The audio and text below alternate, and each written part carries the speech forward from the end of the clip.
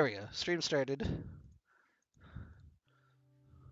Yeah, because whenever I locked in that Ezreal, and then basically it said, okay, Ezreal, just think everything opposite of Ezreal. I was like, okay, Fiora. So, boom. And then Fiora was close enough to get me to Aurelia. Anyway, it's a pretty fun little game. Ah, I'll yeah. probably do it. How do I brag that I also got it in 3? There should be, when it pops up, it should say like share result or something like that. Oh, there's a copy and a share. If you copy and then paste it in family chat or wherever you're gonna throw it. But...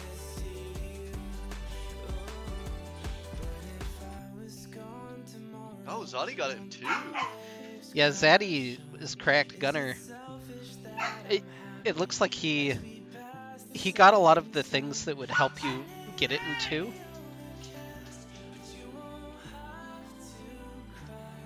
Oh, does it show his line of... Well, so it shows the colors. So he got the last 2 things, which are region and God, now I need to bring it back up. Yeah. So he got region and range. So he had Ionia melee. Oh, and then he knew it was a female because he got his first one was a male. Yeah. Yeah, that pretty much gives it away. But like melee Ionia champion, there's not that many of them, and then female melee Ionia. So he got a little lucky on his first guess. A little skills. You would need the mana to really confirm that, though, because a Kali could also technically be there, right? So... Yeah. Did he have it? No, he had... I'm kind of curious who he guessed. I want to figure out who he guessed based on his...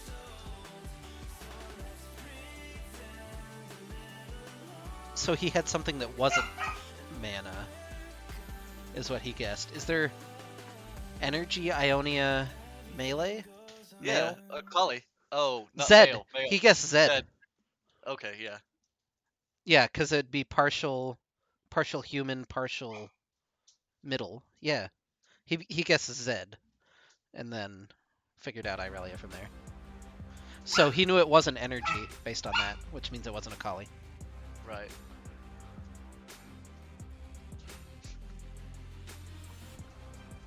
Oh, I need to like announce the stream. Okay. You know, for my first one ever, I'm not upset with a 3-guesser. You know? No, a 3-guesser is pretty good. It seems like, because I feel like you can fuck yourself pretty hard with your initial guess and make it much harder for yourself. Probably, yeah. If you get like a lot of oranges like right off the rip, that sucks, because then it's like, well, that doesn't really narrow anything down.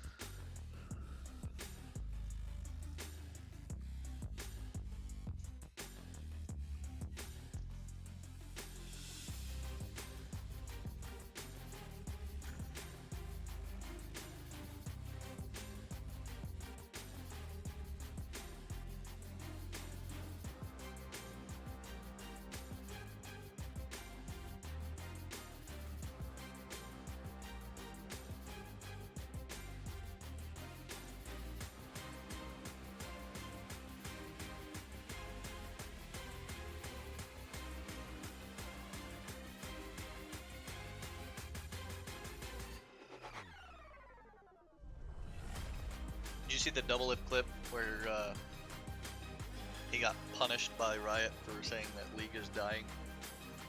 Oh, is that? I thought it was because he said that Bjergsen should have played in the Mr. Beast thing. Well, it was all inclusive together. He basically said, he said when your viewership is starting to die and your league is dying, why aren't you going to let one of your most popular stars get you publicity by playing in this, exhibition tournament or whatever?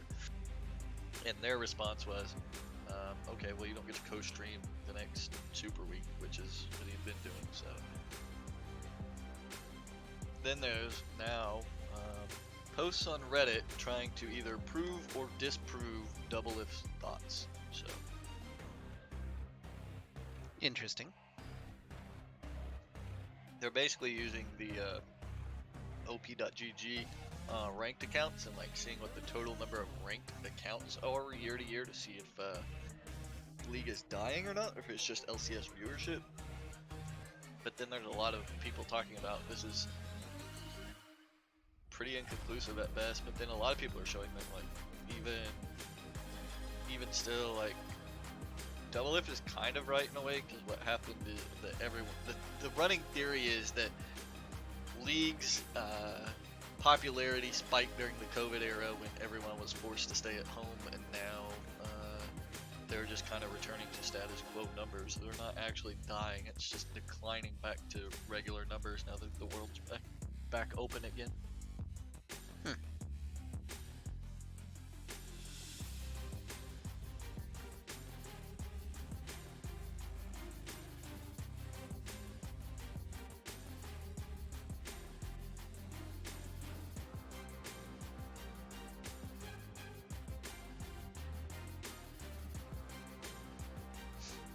Looks like the teams have gone ahead and worked out an arrangement to start draft. Yeah, I don't have a draft link yet though. So I have one. I think they posted it right before you got in the chat. I'll share it with you real quick. that would be great. Thank you. Oh, there he is. Okay.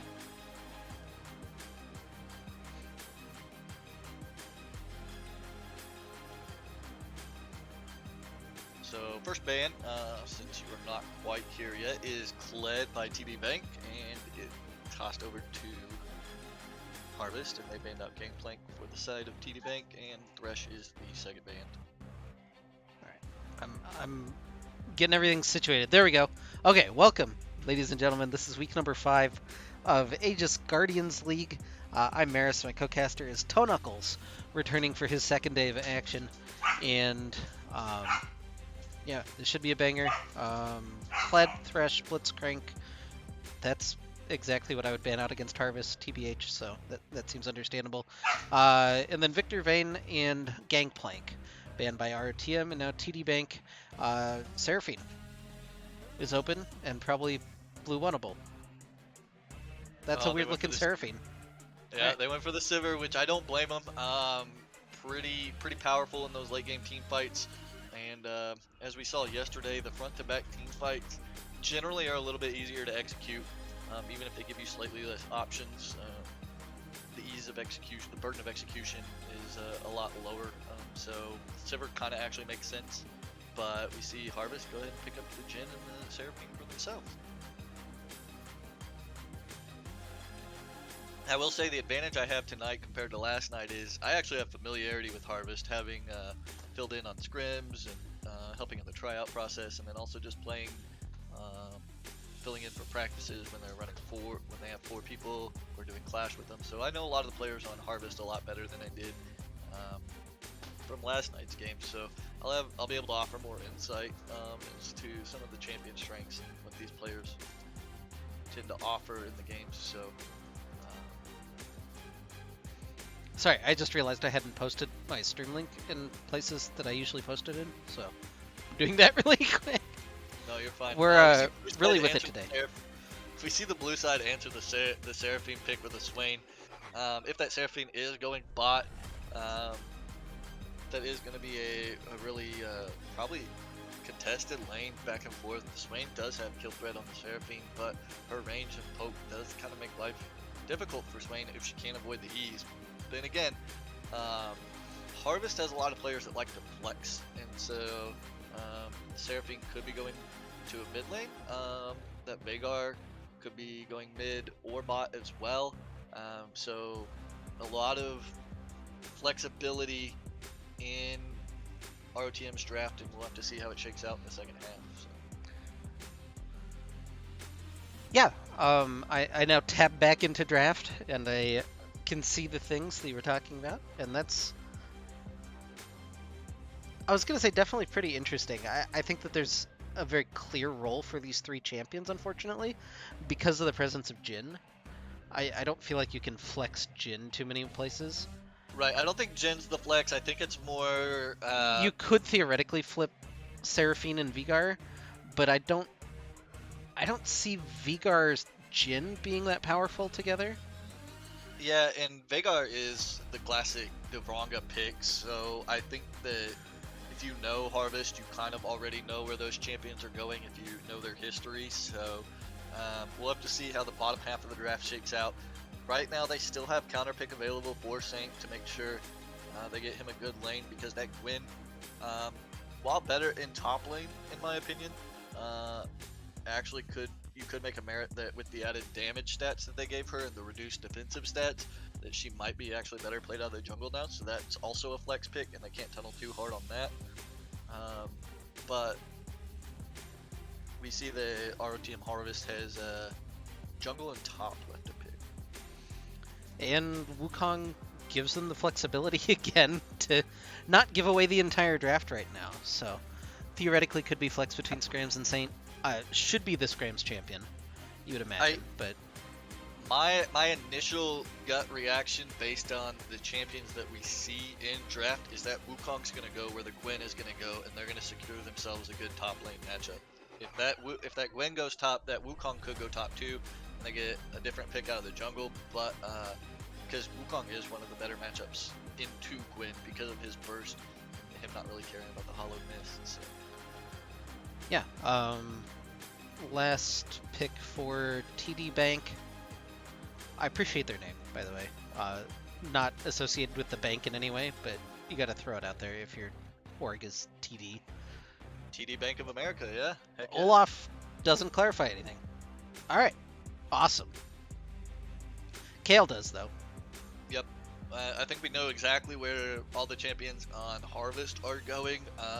The only thing really left in my mind is where is the Gwen Olaf flip? Which one's going to go where? Because I think we have Karma, Sivir bot lane, and Swain in the mid. The really only question mark left in this draft is where's TD sending their... Who are they putting in the jungle? Who are they putting in top lane? So, and we'll see that as the actual draft shakes out. I think there's a world that exists where you have Sivir Swain bottom lane and Karma mid. In the same way with the Vigar and Seraphine. There's a world that exists where you have Vigar Jhin bottom and Seraphine mid.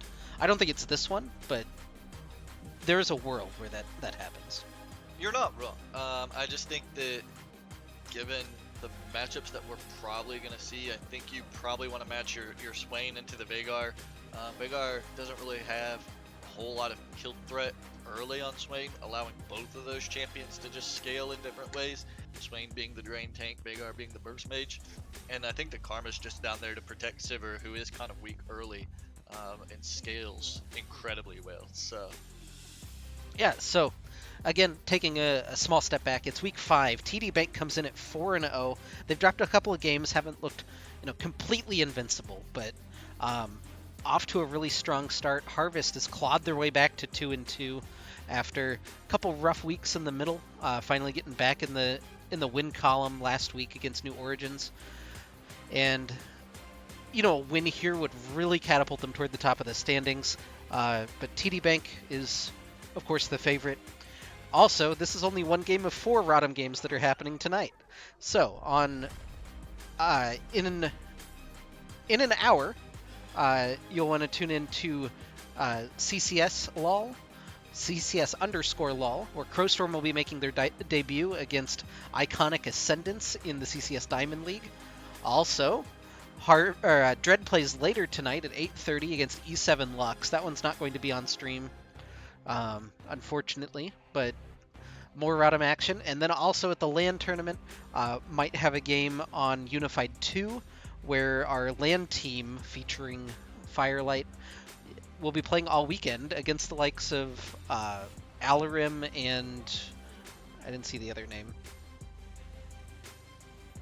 Niles apparently is also there. So, a couple of really big names waiting in the bracket somewhere potentially for Firelight and the boys. That's really exciting that you know our org gets a chance to play against former LCS players. They're not current LCS players, but they have been up in the scene, and so that's a really exciting opportunity for those players on that team, and hopefully they get a chance to kind of show their stuff. Yeah, That I will say the last LAN tournament that was in uh, near OKC, I don't remember the exact city, at the All In Expo, they did take down a team featuring multiple challenger players on it with pretty much the exact same rosters. So uh, I don't want to tilt it. They're definitely the number 3 seed in this tournament, but they've overcome the difficulty before. So as we're looking at these lineups and we do kind of see how everything shakes out, it is going to be, we kind of call it the bot half of the map, and then we see that the Olaf is going into the jungle and the Gwyn into the top lane. So um, I feel like the compositions are fairly even in terms of, I don't think any side has a huge advantage as far as what they want to do, although now we see TDB kind of swapping champions back and forth. I don't know if that'll stick or if they're going to be one more swap. I think they're supposed to lock in by 20.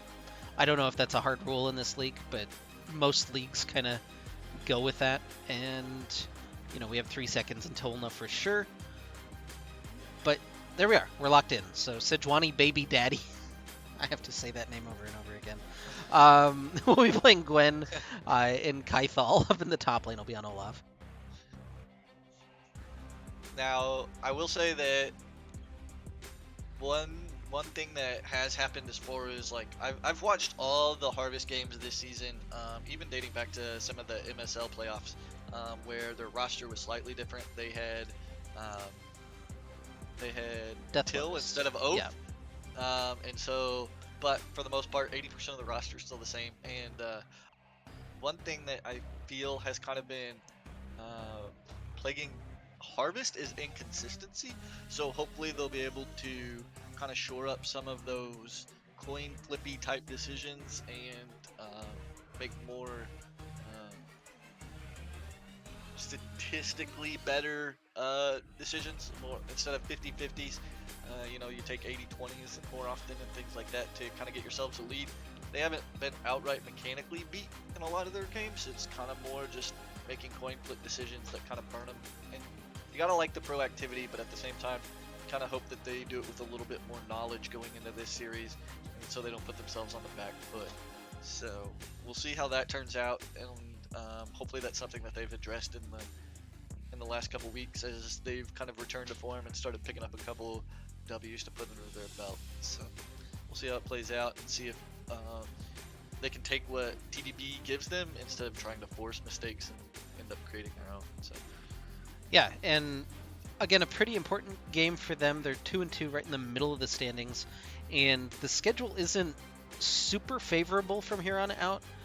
They have Conduit Esports Ghost and Clown Gaming Griefers left, which are teams right around them in the standings. So if you can't pick up a cheeky win here, that basically turns those last 2 games into have to wins rather than just it'd be nice to win. And the playoff format for this group is wild, basically. But basically, you just can't be bottom 2. So already with 2 wins, getting a third basically secures you above the playoff line and gets you a chance in the Swiss tournament. So I will say, getting Devronga on a comfort champion like Vagar is extremely important for ROTM. He tends to have the least chaotic performances. To their credit, the other members around Devronga and Scrams, they will I've seen them have pop-off performances and performances where they really struggle, so it's not like they're incapable. But Deronga has been that one consistent player for them across their roster. Um, and so getting him on a comfort champion, a champion that also has a lot of agency in the mid to late game, such as Vagar, bodes well for their chances in this game. And hopefully, some of the picks that they've uh, chosen for themselves in draft, like the kale and things like that, will make their mission like clear and kind of make their win conditions easier to where they don't feel um, the need to force stuff as often and kind of just take what comes to them. They have very good scaling on their team and really need to just look to make consistently safe plays. Trade even if you're trading even or slightly behind with the draft that you've got for yourself, you're still in a good position for harvest. So So I don't know if you've had this particular spectate bug. If you just hover over the timeline, wait for it to actually fill in with a time, and then click on the timeline, and it'll start the game. So we're not there yet. But when it does, you can do it. There it is. Okay.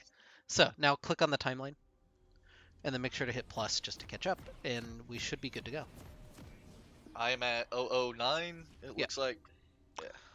Yep, that's perfect. So, welcome to Summoner's Rift. We navigated the spectator bug again, and TD Bank on the blue side, Rodham Harvest on the red side.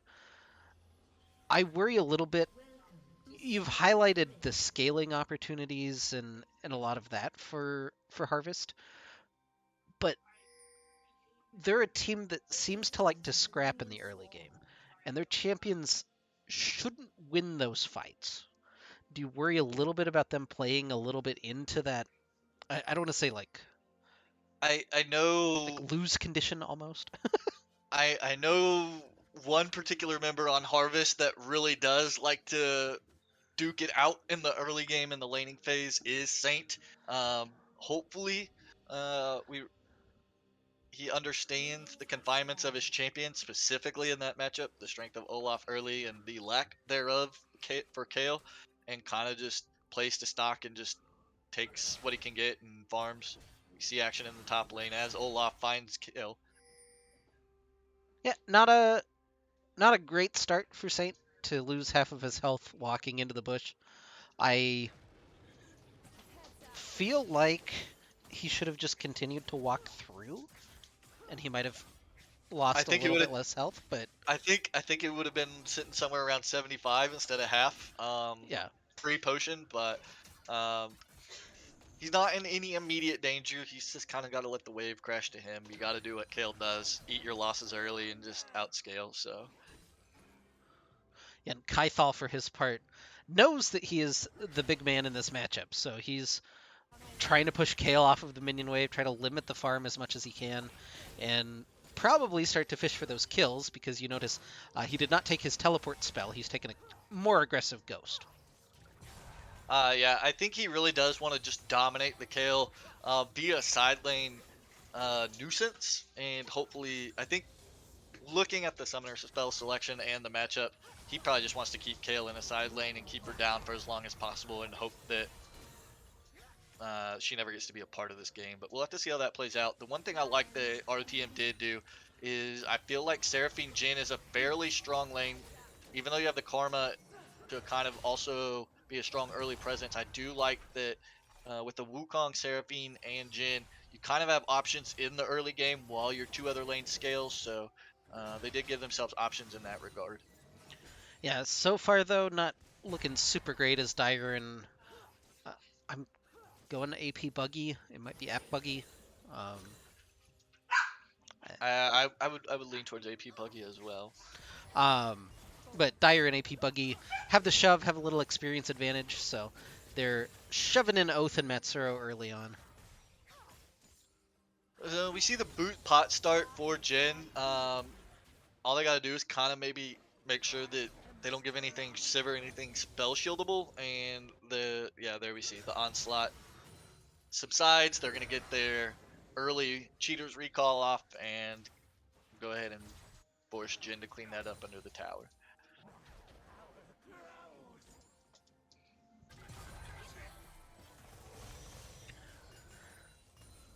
Matsuro and O trying to shove it out as fast as possible to get themselves off a recall so they aren't stuck in a disadvantageous situation. And we see Saint giving up the CS, but he's staying up there, getting his XP and collecting whatever farm he can. He's not doing awful, given the way that the game started for him. He's hanging within a respectable range, and we'll see that kind of hopefully close up here in 2 levels or so, level So I and a half. haven't I haven't been playing the closest attention to jungle. It looks like Scrams skipped his Raptors, and Sejuani Baby Daddy has gotten a full clear plus a crab. So he's actually 2 camps up on Scrams at this exact moment, which is kind of strange. Um, but I don't claim to know the clear speed of Jungle Gwen, especially after the changes. So maybe this is the normal state of this matchup, but it feels weird to see the Wukong behind early, but now looking for the gank in the bottom lane. Snare doesn't land onto AP Buggy. Scrams is going to dash forward with the clone, gets a little slow. Doesn't look like they're going to get much of anything on that gank. Yeah, unfortunately, I don't think you have the most pressure until Wukong and Seraphine both hit 6. Once you do, that becomes a very gankable lane for your team. But right now, I think he's just trying to create pressure and let his bot lane kind of get a lead and start being the ones in control of the lane, since that first couple levels didn't go the way that they would have liked. Yeah, Kythal really just doing the Olaf thing up in the top lane, even interrupting Saint's recall, which means that he has to catch that wave underneath tower, and then it's going to bounce back just a little bit so Kythal can collect. He's doing a really nice job limiting the Kayle thus far. We'll see if he can keep it up and keep extending the CS lead, because that's basically the win con for Olaf if Kayle can hold it here for now. And sit 20 to 25 down coming out of lane phase. That's a win for Kayle. But for now, good job by Kythal playing the matchup correctly. Maybe Saint just kind of felt a little bit too pressured and didn't feel comfortable with not knowing where Gwen was, but I feel like he kind of gave up his teleport without need to. He was sitting about 2/3 health and about 40% mana, whereas Olaf was completely and wasn't going to be able to pressure him too hard underneath that tower. I think he could have cleaned up that farm and kind of. He I think grabbed he the actually probably. wave and then teleported back, but now he has to be really careful about what he does with this wave, because it's gonna shove back into the Olaf, and that's where it'll be trouble, because Kythal's hit level 6 and has the Ghost and Flash available. I really like this from Scrams. He's kind of shading up there already to kind of prematurely protect and maybe even be a little offensive onto Kythal up there. I know on stream we're following the default spectator, but I actually went ahead and took a look up there. Shane was smart. He did start a slow push. He also has a level lead with Scrams. We have action in the top lane, forcing Olaf to ult and ghost out. Very good job by Scrams to cover that. Also good job by Saint to build up a.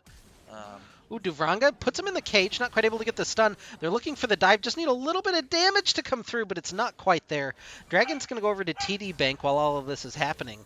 And RTM, again, not quite able to find the confirmed kill.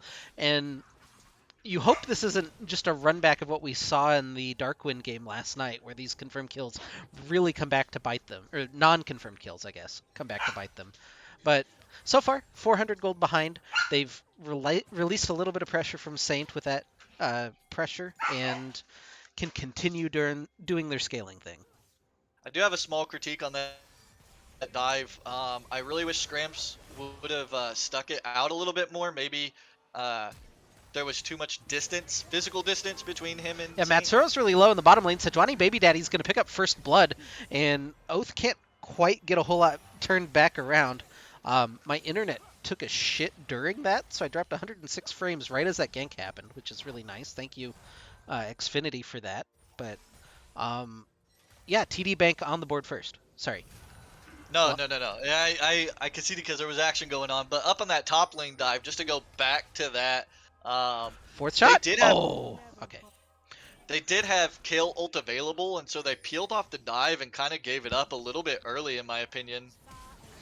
Oh, the flash fourth shot from Oath underneath the tower picks up the solo kill. Now he has to be careful. Dyer's gonna get the return with the boomerang blade. You can take the Oath out of mid lane, but you can't take the. I don't know where that analogy is. Scrams is gonna find Kythal doing the Rift Herald and has to use Cyclone just to try to get rid of the Olaf. Saint is here and just hits him with the execute, and I believe that was Shelly with the last little slap. I'm a little bit ahead of you now, so Okay, I'll hit the plus button, and I'm zooming. And now I'm 917, 918, 919. correct. Yep, yep. I'm with Okay, you. I think I dropped like 2 seconds during the I during just want to the give you a chance to catch back up, so I wasn't 106 calling out. frames I dropped. That's that's a wild, but yeah, I just didn't want to be ahead of you calling stuff that wasn't on screen yet. So Yeah, AP Buggy in the mid lane looking for the gank on to Duvranga. They've got a lot of CC to come on through. The Primordial Burst just used to try to get FCG to back off. I don't hate that. The Primordial Burst probably. I don't know if they would have threatened a dive with a Karma shielding up an ulted Swain, but by knocking out Oh, half his health bar. Kythal plays right into their hands and doesn't have Ghost or Flash that time. Saint looked like he was overstaying a little bit by staying for the turret, but he had Scrams right in his back pocket to get that return kill, and they've completely flipped this top lane now. Yeah, Kale's in control of her own destiny in this game. Saints just got to continue to uh, basically just not throw. That's all he has to do. He's ahead on Kale, and he's in a great spot. I think there's a greedy. Yeah, Sejuani Baby Daddy's here to punish him for staying for that extra wave, and he's fine. He's got the little speed boost, and with Scrams in his pocket, they can maybe turn this around. A little bit of damage coming through. The snips are there, and the W doesn't land from the Eye of Sauron, so they pick up the kill in the top lane on the overextended Gwen, and all of a sudden, it's a 2,000 gold lead for Harvest. I mean, playing Kale's pretty easy when you got a pocket Wukong, right? So Scram's doing exactly what he's got to do to make sure this Kale is in a good spot to carry Harvest in the late game. Um, Meanwhile, we look at other parts of the map. Bot lane is holding their own, despite Scram's not being on that side of the map as much and concentrating his efforts on top. Bot lane's playing completely even. Same with mid. So really, they're not being punished for all the investments that they're putting in the top lane, and it's just being a net positive for Harvest all the way around. Yeah, the one lane with a little lead right now is going to be the bottom lane for Dyer and AP Buggy, but Oath and Matsuro hanging around respectably. Dyer's going to go back and buy a Kraken Slayer. Interesting. I don't feel like that wasn't the mythic that we saw yesterday, was it? No, No, it was Essence Reaver Rushes. yes, it was Essence Reaver Rushes, and I'm not even still sure like what the best mythic is on Sivir. The Kraken Slayer on hit effect on the W seems gross, but given that she's short range, I feel like Shield Bow or Gale Force is probably a better option because you can't do damage if you're not alive. So Kraken doesn't matter; you just get blown up. Saint taking a little aggressive path, but not going to get pulled in by the claw. Scram's waiting over the wall, maybe looking for the engage. Looks like we're just buzzing around this dragon that has just spawned. It's a Hextech dragon, which means that we're going to have a slightly boring soul because we get no Infernal, no Hextech, but um, yeah, this could turn into a fight out of nowhere. Scrams diving in, looking for the Cyclone. They get the root onto the Gwen, into a Charm, only lands onto Dire, so engage not really there from ROTM, but they get everybody to back off. A little extra damage just going to land onto Oath as he's softening up some with the Curtain Call. AP Buggy just hanging out over the wall. Doesn't get spotted, though. Kythal going to walk in and get rooted, and that's the engage from RTM. Not really able to secure anything. Kythal just going to run in, has the Ragnarok going, just trying to finish off Duvranga, but can't do it. Saint going to be saved by the Divine Intervention for the time being, but gets blown up by the Bird Bomb from FCG. Now there's a fight on the bottom side. Oath finishes off another kill, and Dragon secured by ROTM. Scrams can peel off, looking for FCG. Bird Bomb has already been used, so it's just the suck and the double kill for Oath to finish it off. It's a 5-for-2 ace for Return of the Middlesticks.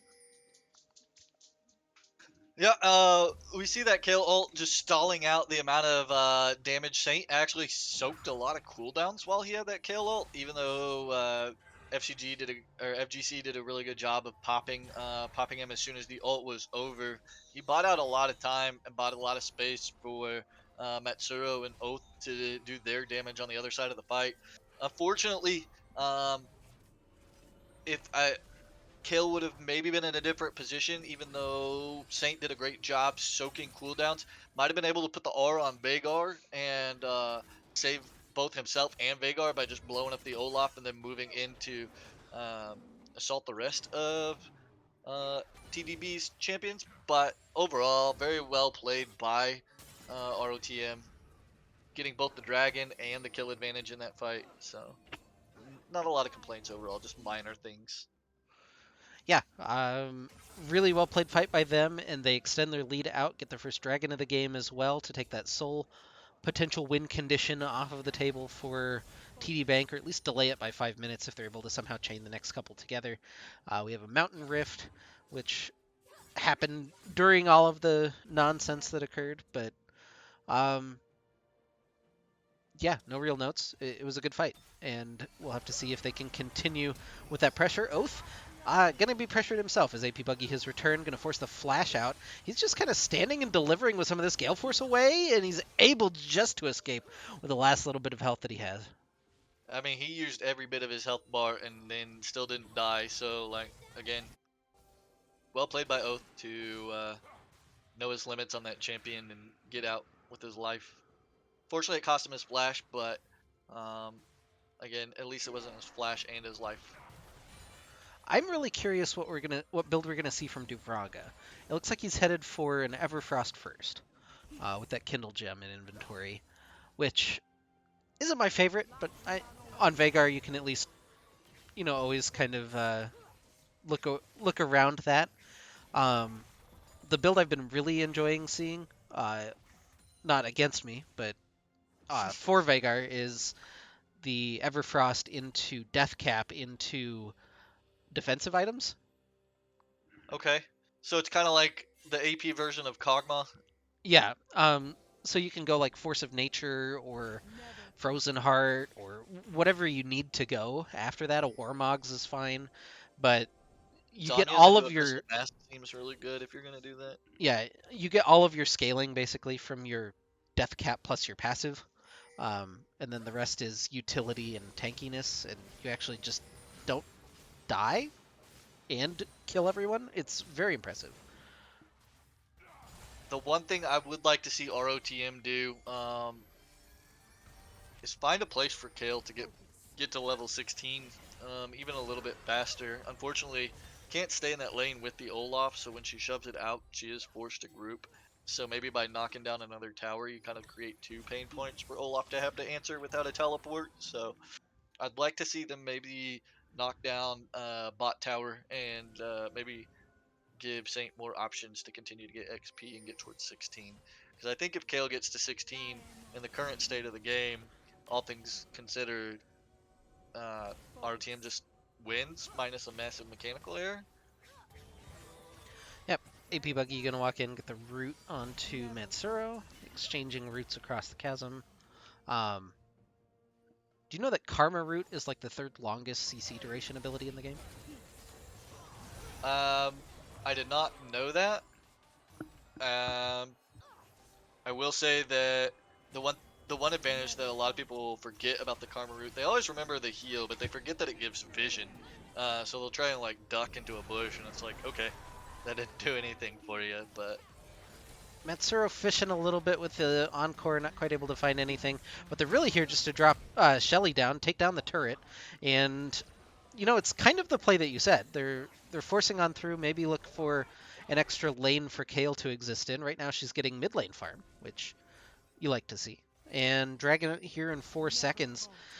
you're missing a couple of key ults now if you're ROTM, and might be missing Saint here in a second. Good flash over the wall to navigate that one. Still looking for a couple of extra autos. Kaithal just going to pop the Ragnarok and run in. Force the Divine Intervention out. Scramps is on the back line, hitting a big Cyclone. Do they have the damage to actually follow it up? Scramps is going to be the first one to fall. Duvrango walks forward, not quite able to finish off Sejuani. Baby Daddy, FCG, just playing front line, hits a big Bird Bomb, but ROTM still staying alive? No, not quite. Dyer finishes him off. The melee range Sivir Q was enough to finish off Oath, and the fight gets flipped 3 for 2 in favor of TD Bank. That Swain is tough. I will say that having a Vagar, the way that I want to see possibly that RTM maybe play around this Swain is to cage him and then just kind of kite out the ult, because I mean he stops ulting if you can kite him for 3 seconds, and I think a lot of when you're in the moment, it's really easy to forget about that aspect, and you just kind of want to try and blow him up. But if you just kite him out, it's equally as effective. And so maybe use the baby cage more to create that separation and kind of reset the fight um, next time we get to that point. Yeah, Scrims, Matsuro, and Duvranga going to immediately return to the scene of the crime. They can teleport in Saint, but he's not here immediately, and already TD Bank is all set up and trying to push them back off. This dragon, are we going to flip over the dragon again? No reason not to, I guess, although Oath is now farming mid. It looks like the call from Harvest is going to be to give up this dragon. Yeah, I think they recognized that TDB was going to go ahead and send all 5 back to the dragon, while they went ahead and decided to get KO more XP and said, hey, it's 1-1, Soul's not an immediate threat, let's go ahead and continue to play into our win condition. And as nice as Soul is, that's not it, it's KO. So I wonder what Oath's plan was. He walked all the way from that dragon just to shoot Gromp once for Kale, and then back. It's a nice probably guy. more of a probably more of a I don't want to be in mid after I just heard Dragon go down, so he kind of just rotated to see what it was going to be, and um, after nothing eventful happened, he kind of just was there to help Kale. So Yeah. Oh, couple items finished up now. The Zanya's Hourglass for Saint feels nice. Hopefully can get on toward his Mythic next, you would imagine, just for the multiplicative stats, if nothing else. Or the additive stats, I guess is more accurate to say. Uh, but yeah, Phantom Dancer finish for Dyer means that the Sivir is very strong now on those 2 items. That's a lot of damage and a lot of movement speed, which is kind of deceiving. It'll help him weave in and out of fights a little bit.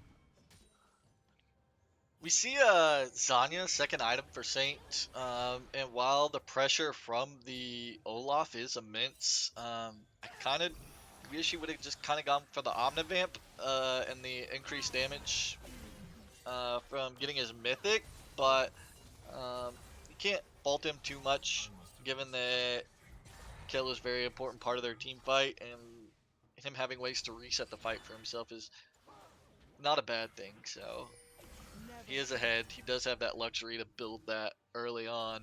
I just don't typically like Zanya's as a second item. Yep, and Duvranga headed toward, I'm gonna guess a Death Cap. It could be a Shadow Flame, I guess, but I don't really want to see a Shadow Flame on a Vagar. It is cheap, though. I'll give him that one. But yeah, level 14 on your Kale Clock. Not quite to 16 yet, but we're definitely on the way. All right. Looks Just like they're gonna get their grievous wounds from Matsuro. They're just gonna let that Chemtech Putrefier be the grievous wounds for the whole team, and I don't hate that decision. It's really efficient to just put it on one person that can give it to everybody. So while Kale may not have it for side lanes against Olaf, it doesn't look like the game's playing out that way. So it's really good itemization by RTM as a team to just let Matsuro pick that up for the team as a whole. I'd like to see them move their pinks forward a little bit more. They are in the advantageous position. Maybe try to get pick at least a quadrant of TDB's jungle. I keep calling TDR. yeah, we Pick a had quadrant TDR of the last night, TDB tonight. We had yeah. yeah. So I I'd also like to keep see wanting to say FGC for fighting game community rather than FCG. all these letters instead of actual words does get quite confusing. So I'll refer to champions when in doubt. So What a Kale skin is that? that looks like it's the one that came out with that Swain, or not Swain, but the Singed, where he was in the poison mask or whatever. You know what I'm talking about? That Is skin it? line. I didn't think those had chromas with them because they're like 750 skins. Mm, And this one definitely has a chroma on it. I just don't know which skin it is. Sorry, I need to stop watching Saint, but um, I yeah, mean, not really sure. Saint's currently the man of the match on the Kale, given that he is kind of the big X factor in how this game plays out, both with his ult and his scaling damage. So, and he's performed quite well. So, not a bad thing to have our eyes on Saint this game. So, Yeah, finished his Riftmaker. Duvranga almost headed for his second needlessly large rod. That's what I really want to see is that death cap come through for Vagar. But um, RTM is just gonna try to soft do this dragon or this Baron. This is the purple one, the big worm. Um, there's nothing happening on the map right now. Duvranga even teleports into mid lane to catch this wave. There's 13 seconds to go on Dragon, and the Baron is theirs. All right, they're gonna trade ROTM, Dragon for it, but I they got Baron. they do put themselves in a tough position because they do have to be at every dragon from here on out. But at the same time, they could use the Baron to really blow open this game and knock down a lot of structures and kind of make it impossible for TDB to even be at the next dragon to where they just secure it through gold advantages anyway. So um, I Yeah, like the trade considering that they're already in an advantageous position. Getting the one that advances the map state further instead of the scaling one seems to be the right call. If you already have good scaling and you're ahead, don't worry about more scaling. Just get what ends the game. yep, just buffing up this cannon minion. It's going to do quite a bit of damage at this stage of the game, but Smite is there from Sejuani Baby Daddy to at least stall it out another wave. But But at the same look at time, Saint. yeah, they're just all the four stack's doing is stalling for Saint. He's in the bot lane free pushing on a Kale, so they've actually pulled TDB apart. They have the advantage in the mid lane now as well. Yeah, a lot of damage coming out of the Sivir, though. They have to be careful about how they manage their health bars, but starting to shoot through the tower. They'll get the second one in mid lane, and Saint's going to return down to bottom now and hopefully pick up that second tower as well. Kythal is just split up on the top side of the map, which is a choice. Olaf can't be here. So this is just a 4v5. The flash into the cage. They've caught Sivir and Karma into the stun from Matsuro, and the Cyclone will finish that one off. 2 picks for ROTM. They've blown the game wide open with this Baron. Now throwing away, destroying the inhibitor tower in bottom lane into the inhibitor. Kythal is just now recalling, but the minions are starting to pour into the base. They'll be able to buff up the mid lane wave as well. Have to make sure that they get the minions in so that they can, walk all the way into the base successfully. But it'll be 2 inhibitors for ROTM off of the back of that play. Uh, it's not often that you see Duvronga being the one that goes forward first, but his cage right there really set that all up. But you can't give Duvronga all the credit. It was also a very, very good follow-up by both Matsuro and Oath to lay their ults over the top of that baby cage too to get those picks. And yeah, like we said, like I was saying, they used that Baron to blow the game wide open to where I don't know, TDB almost doesn't have the option to come check them at the next dragon because of the state of their base right now. Well, 13-7 and 8,000 gold lead almost for Return of the Middlesticks Harvest. And Duranga just finished his death cap, so we continue scaling. He, for as long as he was sitting on that one needlessly large rod, man, it's crazy that it took him that long. I mean, maybe he just He just now went back to base. Granted, he doesn't have. He is the support Vagar this game that's just happened to be farming. So, um, unfortunately, he doesn't quite have the same gold income as the rest of his team members. But he doesn't need it. He's providing a lot of value in his CC and his cage and some of the picks that he's helping to secure for ROTM. So even though he's not 3 item, 4 item Vagar at this point, he's still got respectable damage, and his baby cage has been on point so far. So no complaints from Duvranga, even if he's a little bit behind on the item list.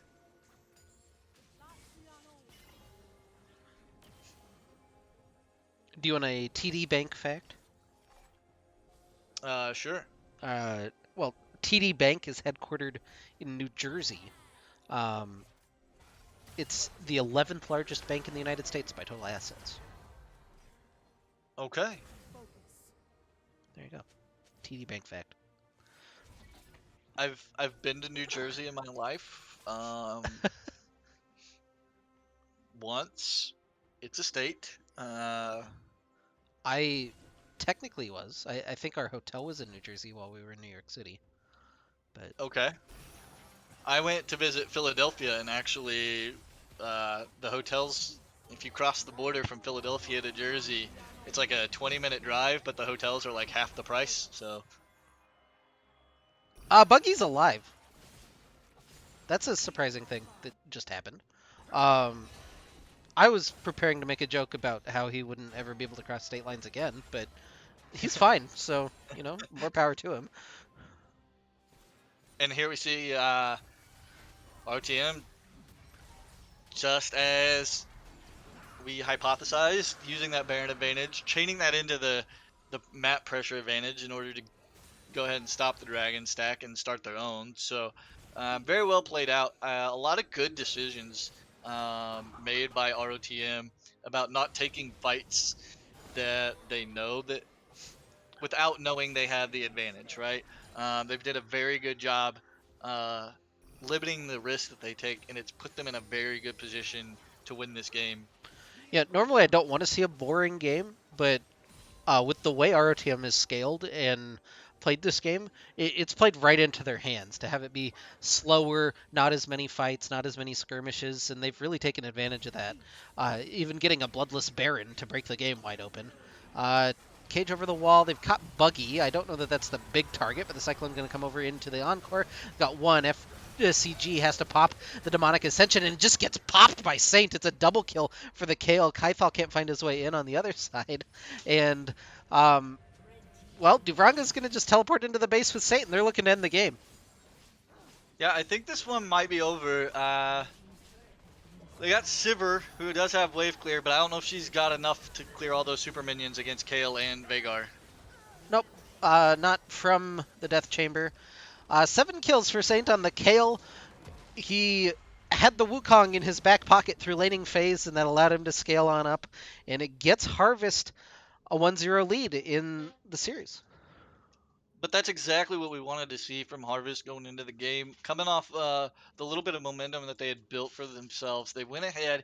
They didn't coin flip when they didn't need to. They just took what was in front of them. They gathered the resources that they need to, and they just scaled, and they just didn't make a lot of mistakes, right? And so naturally, the game state flowed into their favor. They pulled TDB around the map, put their people where they wanted them to be, and they really dictated the flow of the game.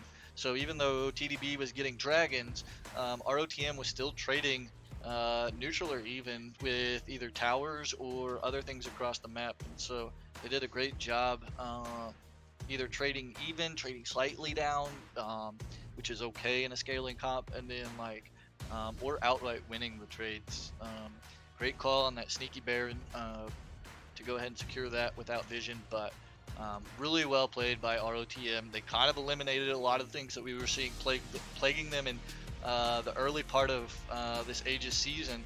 It'll be really interesting to see if they can carry that momentum, not only in the game 2, but through the rest of the season. And we'll see how game 2 shapes up here soon.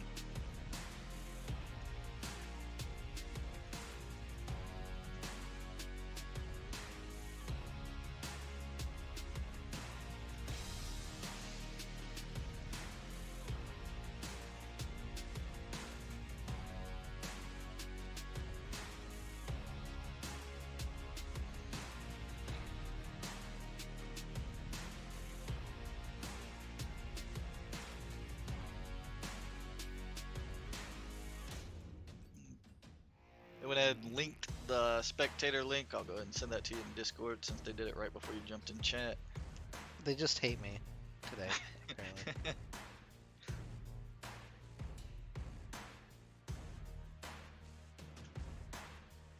You think we're gonna get a blistering back-to-back draft like we did last night with Darkwind, or you think they're No. gonna take their bathroom break between games instead of in game?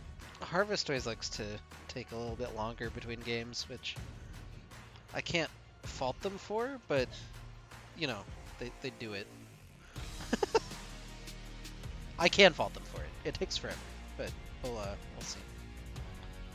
Sure. The longer they take, the more content we gotta think of.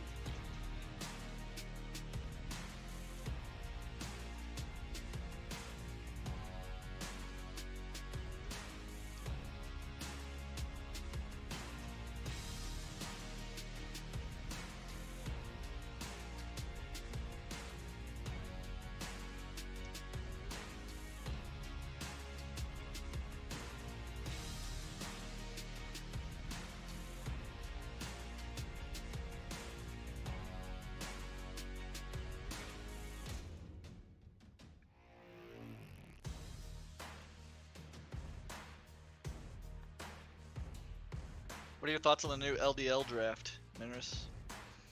Um, it's interesting. I had wanted to see something like that for a long time. It's really cool that it's like a official league that's trying to do that. What I would like to see happen if they have success with it, I hate the idea of them doing that in playoffs or at Worlds. Like, whenever I think player and team skill should matter the most. But I don't hate the idea of them doing that in a where each team plays a best of 3. Like if they, I don't know. I guess if they LCS went to more of a style of casting that LCK did, where they just have like 2 games every night or 1 series every night, and they did like a best of 3, and then you do that regular season. I don't hate the idea of them doing it in the regular season, but I think it'd be a lot of formatting changes that I think would be necessary.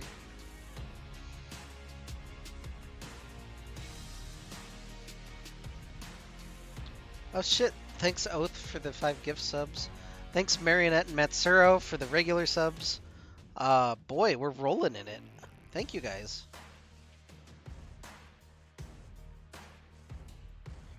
Both saying it's a harvest win hype train that he's It's a trying to harvest win hype train. And he's hitting a lot of people who probably aren't here right now, but have been watching a lot of our streams, so.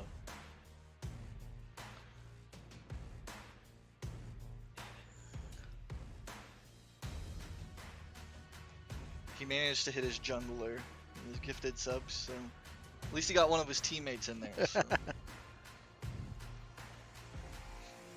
All right.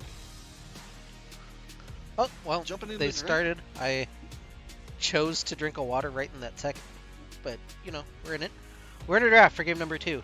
ROTM up 1-0 after a slow, steady scaling game number 1, and TD Bank will have to kind of go back to the drawing board and see where they want to go. Already changing it up with the Wukong ban. Scram's Wukong was very influential in that game. Made it very difficult for the backline to exist on top of getting his kill and advantage. So I don't hate the Wukong ban. Now we see respect paid to the Seraphine, and that leaves open Kled and Thresh. We shall have to see if RTM Harvest pivots to either of those champions now that they're open. I kind of want to see Satan just go back on the Kale. I really liked seeing ROTM play the more scaling game. They looked patient, which is something that we haven't seen from them. And I don't know if it was the champions that forced it or if they just understood the assignment. But yeah, Jhin feels fine. Oath has played a lot of Jhin since the 80 carry swap happened for him, and now getting to repilot that champion will feel pretty comfortable for him. And we'll just see TDB run it back in counter, I would imagine. Yeah, you'd like to see, hopefully we'll see in the coming weeks, Oath ADC pool kind of expand a little bit out. I know Jhin is a very big comfort pick for him, and that's fine. given that the swap happened very recently, but um, hopefully he'll get to show off that he is not an ADC one trick, and we'll get to see more flavor coming out of that bot lane from him soon. I do like the idea of letting Skylar play mid lane if he is struggling with AD carry champions in the meta and prefers mid lane champions, because we had been seeing him take that big art bot, but Do Vrongo with this sub now as well. We actually have something resembling a hype train going. Sejuani locked in for somebody named Sejuani Baby Daddy. Sure, why not? I guess not necessarily. She could theoretically be a flex to top lane. In yeah, fact, I would imagine it's top lane given the meta, but when you have somebody named Sejuani Baby Daddy, you have to think that it's going to that person. RTM with the El Clasico counter, gonna lock in the Trundle, probably for scrams. yeah, I'm very surprised that TD Bank didn't play out that Sejuani pick a little bit better by R3ing it and then banning the Trundle, but Harvest isn't going to complain. That played into their hands. You see the Anivia, which kind of, Oh, okay. I was going to say, kind of dissuades the Olaf pick, but Ornn's good into Anivia because of his ability to, how he interacts with terrain, but Yeah, and not picking Saints champion means that you can pinch that a little bit. They've gotten rid of the Malphite. Now they get to choose between potentially the Kled and the Kale for their last ban. And ROTM, what are they looking at banning? Mid laners and supports. I think you ban the Kale. Having played a lot of Ornn, both champions are kind of annoying because they're both good against tanks at a certain point in the game, but I think that point, it's a lot. I feel like the Kled you have to execute on it, and the Kale you don't necessarily have to execute on, you just have to not die, and then you eventually outscale, right? Right, and then the other part about the Kale too is like, she has a lot of flexibility to do mixed damage, which makes her hard to itemize against, on top of the fact that she has ranged and can chase you down with her speed up, so even if you like don't want to take the fight, I feel like a lot of times, as long as you dodge like a Q from Kled, you have a lot easier time maybe getting out of a bad situation. So I agree with the Kale ban over the Kled.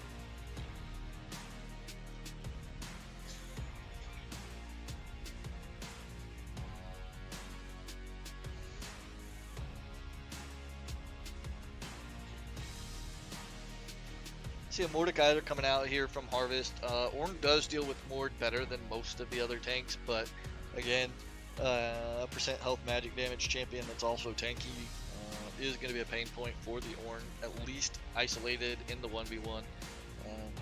But we shall have to see how it plays out. Trundle looking really good into a composition that features both Ornn and Sejuani. And we see Renata Glass rounded out for ROTM. Sorry. That's an interesting pick. I haven't seen Matsuro play that champion, so I'm really excited to see him kind of debut the Renata pick. Yeah, this is not as much scaling as last game, and so you've got to have a little bit different of an approach to this one, I think, if you're Harvest. Oh, Sona. All right. The scaling side definitely favors TD Bank on this draft, in my opinion, but I don't know. I think individual lane matchups, I think you have to like what you have in both solo lanes, to be honest.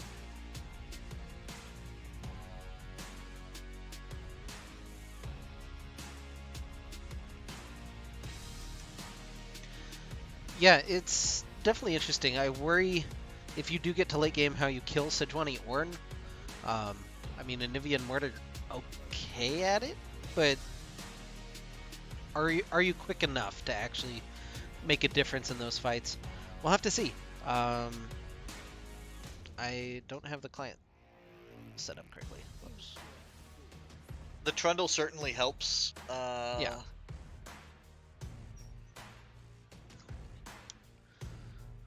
The Mordekaiser could also just take out, you're trying to ult one, ult the other, and then you just blow up 4 squishy champions. But theory versus execution are usually what makes a difference in team fights in a lot of these games. Can you play it out the way that it needs to be played out?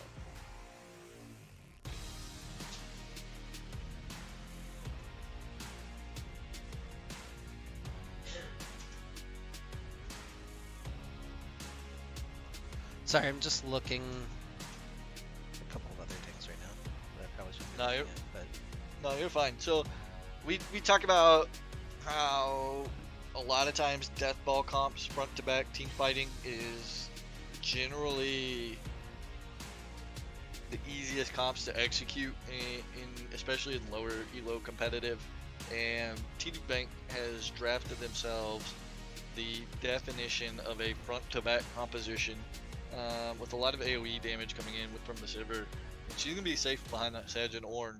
So it's really the burden of execution is on Harvest this game. Well, just to give you an update on the happenings, the land team is into their first game of the tournament. They're facing a team called Big Steppers right now. Don't know a whole lot about them. Oh, they won. Okay, game's over. So land team advances to round 2. Likely going to have to play Team Fish Taco and Alarim in the next round. So keep an eye out for that one potentially. Crowstorm is just now starting. They unfortunately got kicked off of stream, I guess. So they're playing in the dark right now. And Dread will start here in about a half hour. Action-packed night for the ROTM organization for sure. Yeah, and it's just going to continue all weekend, basically, as the land team revs up tomorrow.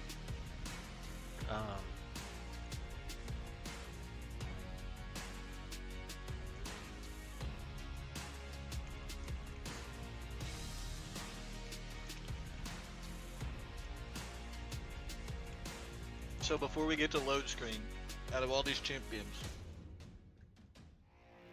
which one do you think is the big X factor? Last game it was Kale. Who do you think is the X factor in this game as far as champion wise? I want to note, based on what we had thought, they're flipping the Trundle and Mordekaiser. So it's going to be the Trundle top lane for Lil Saint and the Mordekaiser jungle for Scrams. But I think I don't hate that. I think both are good matchups into Ornn, to be honest. So Harvest is fine either way with that. I think that's just individual comfort on that level. Yeah, I think that the X factor is that Mordekaiser, regardless of who hit bid on. But how you utilize the ult, I feel like, can completely disrupt the fight and make sure that the game is playable for the rest of your team in a front to back scenario when you or if you get into that situation. And if you snowball really hard, the percent health damage on the passive means that you can tear through the tanks.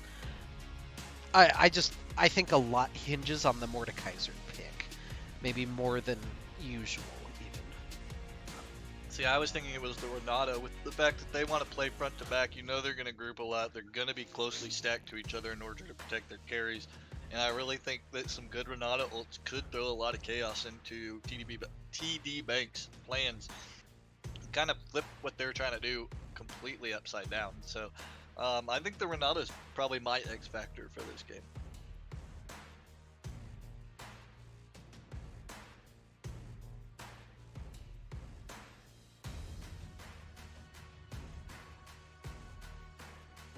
So I'm trying to, full disclosure, trying to sneak a couple bites of my dinner in between games because I got it late and I'm trying to not have my stomach growling the whole time I'm trying to cast. So Yeah, the wife and I tried to sneak out for a nice dinner at Chili's after work and got back really late, which is why my graphics and my stream announcement and everything were coming out very last second. But What you having? What's on the menu? I just got a cheeseburger from Way Back Burgers. I don't know if you have any of those Way up in back your area. burgers? I don't think so. Yeah. Let me look at this. There's one in Edmond, Oklahoma. Yep, that's where I live. So. Oh, just doxed you. Sorry. No. Yeah. Apparently, it looks like it's. Oh, there's actually a lot of locations. But yeah, they just skip Missouri. We got Oklahoma, and then the next closest one is like Minneapolis or Arkansas. They just kind of skip Nebraska, Iowa, Kansas, and Missouri. That's kind of funny. um, There's one in Inglewood, in Colorado. but yeah, There's some in Canada. I got Way Back Burger delivered through Uber Eats, so that's Let's what look I'm. at this. Oh, those look pretty good. They're not bad. They're kind of somewhere in between, like I put them on about the same level as the Five Guys. Yeah, the pictures on their menu makes the bread look really good. Like that would almost be the best part of the burger. It looks very like spongy. Yeah, the bread is definitely the best part. The patty's okay. It's a little bit. This particular one I have is a little bit more well done than I typically like my burgers, but it's not bad. Got a nice charcoaly flavor to it, like it was out on a grill. All right. Well, we are in the game for game number 2. Return of the Middlesticks Harvest up 1-0 on the blue side. TD Bank fighting for their lives in the series up on the red side. Yeah, this is a big game. And Scram's gonna dance with Sejuani Baby Daddy in mid lane. Oh, were Through a we actually spectator. setting this up? No, we're. Oh no, the AP for Vagar. It's over. It's really As, doomed. as FCG types +1 in the chat.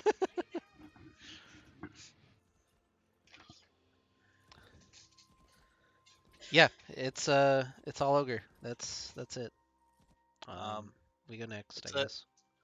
it's sad that that FCG broke the dance off truce, but as a Vagar, that +1 matters.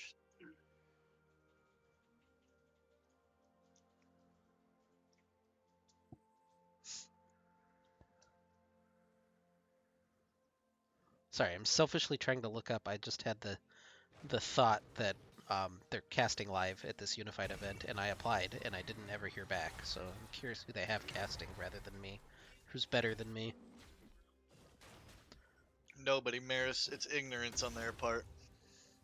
While I agree, and I appreciate you saying that, I'm just kind of curious if they got anyone or who they got. I don't see anybody. They haven't listed a caster yet. I have to actually watch the stream to find out. Oh, disgusting. Um, You yeah. see, so early on in the game, we do see TDB giving a lot more respect in their individual lane. I guess understanding that Sona is not the strongest champion early, kind of just hanging back. They're the ones working on scaling, at least in the bottom half of the map. I think it's ridiculous that they've buffed Sona so much. Um, she used to have the lowest base health of any champion in the game, and now she's like fine, which is bad because I don't have that trivia fact, and also bad because now your AD carry just gets targeted apparently, and Dyer's gonna fall for first blood. Scrams is in mid lane gonna pull back FCG. I don't think that they can finish off that kill, but they've at least gonna make him think hard about his life. Meanwhile, in the top lane now, Sejuani Baby Daddy looking for Lil Saint. It's gonna chomp a minion to hit level 3, get stunned up. There's really nowhere for him to go, and Sejuani Baby Daddy will take the first kill up on the top side. Um, yeah, Saint kind of caught with his pants down a little bit in top lane up there, but it's all things considered still advantageous situation for Harvest, given that they did get the first blood. And Scrams was able to get a gank off and create a lot of pressure in mid lane at the same time too. We see Scrams doing the double pull on both Gromp and Blue to maximize his efficiency in clearing.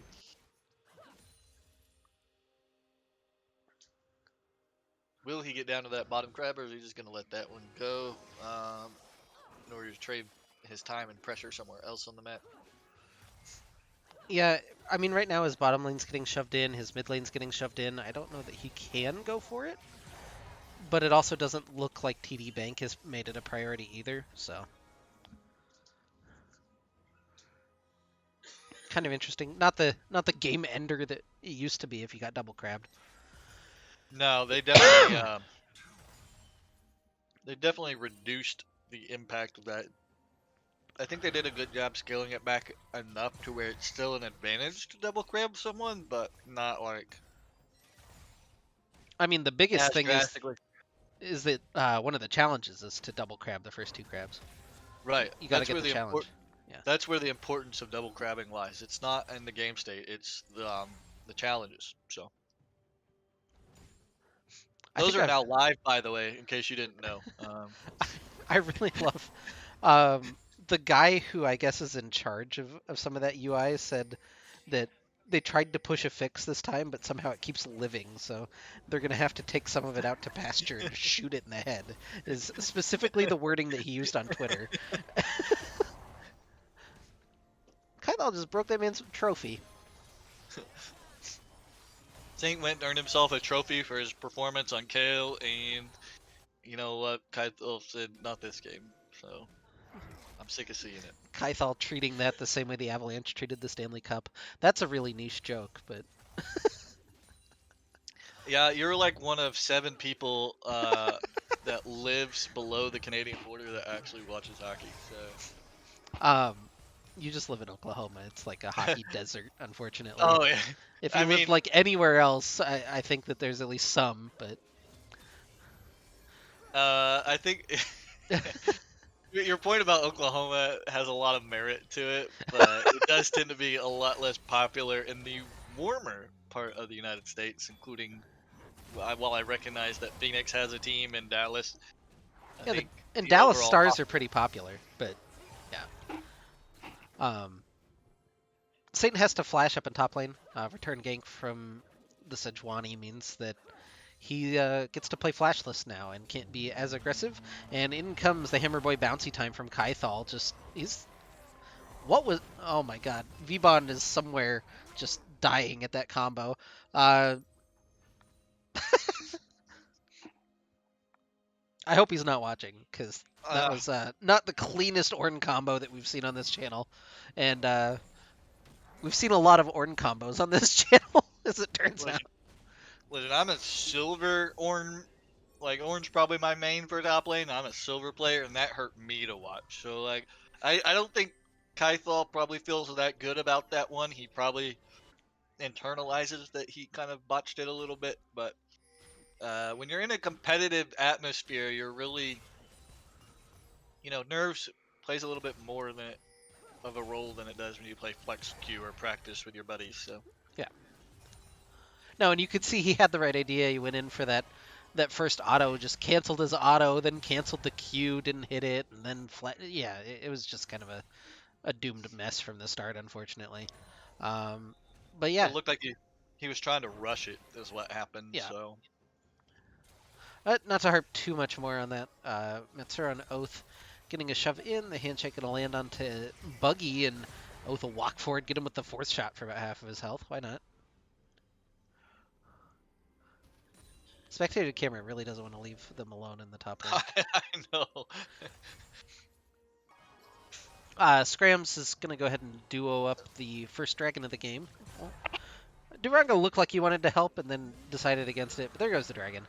So RTM on the board starts that stack early on here at about 8 minutes, and Rift Herald maybe the next objective on the table to look at.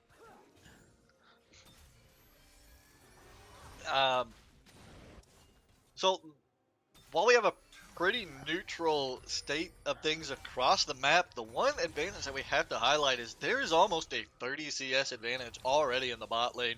Oath really hammering home that he is comfortable on this gen, and if we go to a game 3, it might be worth banning for TDB because he is by far Yeah, Crescendo gonna land though on onto two. Sejuani Baby Daddy here, just gonna lock up Matsuro. It's a good stall with the Renata ult. Oath and Matsuro just trying to get away. A good route lands onto Dire. Matsuro still taken pretty low, but not quite hit by the W from Sejuani. Dire has to be a little bit careful. The curtain's being opened up, and there's enough health bars on the Sejuani to tank it. They're just gonna line up Matsuro. Oh, I liked the idea. He just threw it directly in. Oh, wait, what?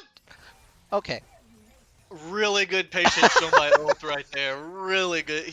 They gave him a sliver and he took every bit of it. So I definitely, back to the point I was trying to make before the action started. I think he's shown a lot of comfort for a guy that's recently role swapped. I would probably try to push him off this champion, given that he's performing well on it.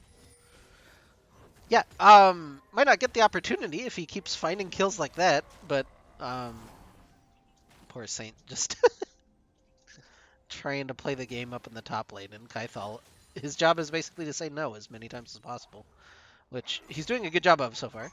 So you like to see that if you're a Kaithal fan. Rift Herald's going to be picked up by Scrams, so opportunity to pick up some turret plates for ROTM and extend their gold lead out a little bit. Already a little over 1,000 gold. Now I will say,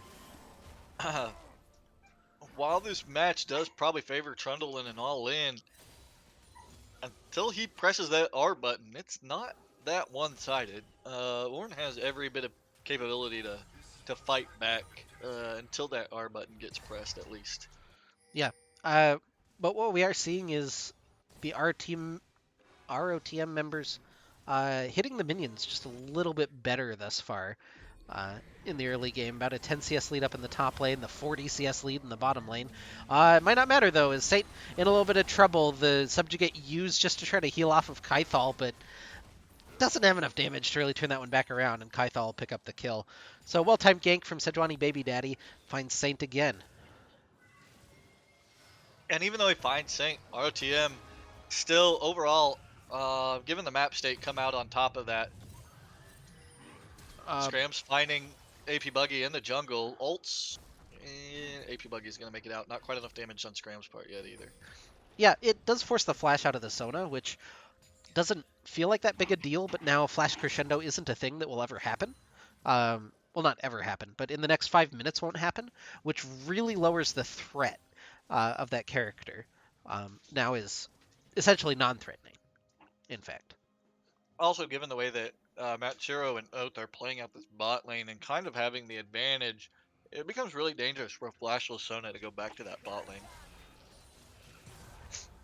Oh, not quite enough damage to get that turret plate from Oath, but I don't think he'll be deterred for very long.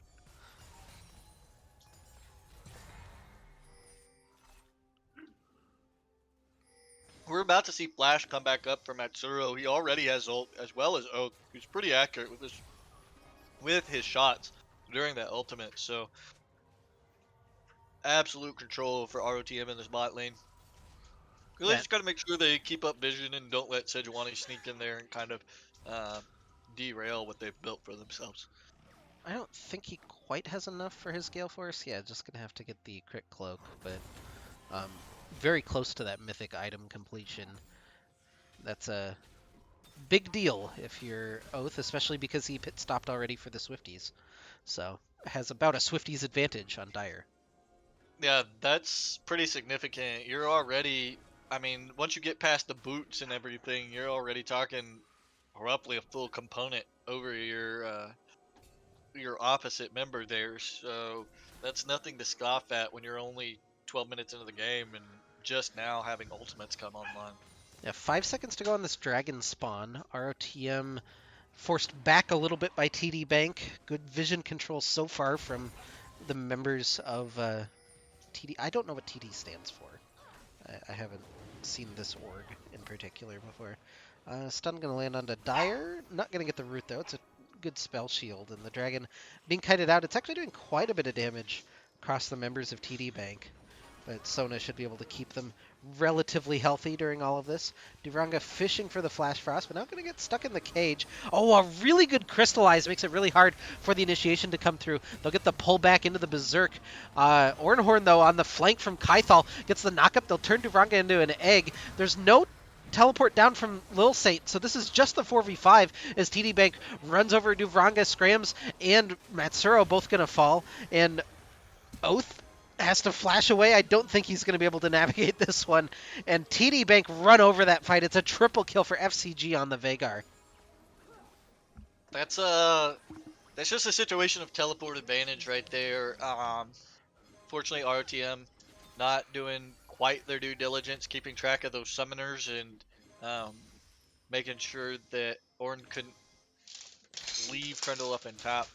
Um, and the start of that fight looked really, really good for OTM because they kind of overlayered everything onto Devranga. Didn't even get the egg. He was able to flash out after he got caged, crescendoed, and glacial prison. Glacial prison. The Sejuani ultimate Yeah, again. So he ate all three of those. Solo ate all three of those big impactful abilities. Didn't even pop egg. Immediately flashed out, and I thought they were going to get a good reset on the fight, but it Ornn teleport advantage really came through and sealed the deal. But RTM gave up one death and one dragon, and in return traded first towers. So not the worst thing in the world. Um, gives gives TDR a little bit of something to hang their hat on and fight back with and punch up with. But I still say overall, you still probably like that trade as ROTM. You just wish you maybe I don't didn't think even you finish do. the dragon. Four kills for a Dragon and a, I don't know. Seems a little rough for me, but maybe that's the price that you pay. They're still ahead in gold, so it's not doomed or anything. But Yeah, I was more meaning I guess the tempo advantage. Cause like the thing I'm concerned for ROTM is the scaling completely sides with TDB in this game, and so I mhm. think the fact that you let Trundle open up the map a little bit in the top lane and kind of accelerate the game, but Yeah, Saint gonna die for the third time this game. Just gets kind of blown up there, and Sheila gonna go the way of TD Bank. It's not the biggest prize, but getting the extra pick on it means that it feels like TD Bank are very much in control. FCG may be caught by the handshake, but there's just not quite enough damage from Oath and Matsuro to turn this one back around. The fourth shot goes in, but Matsuro just dies before he can get the hostile takeover out, and this feels like the sequence almost that blew the game open in game number one for ROTM, just in the reverse. Now for TD Bank, it's been a really good little sequence for them.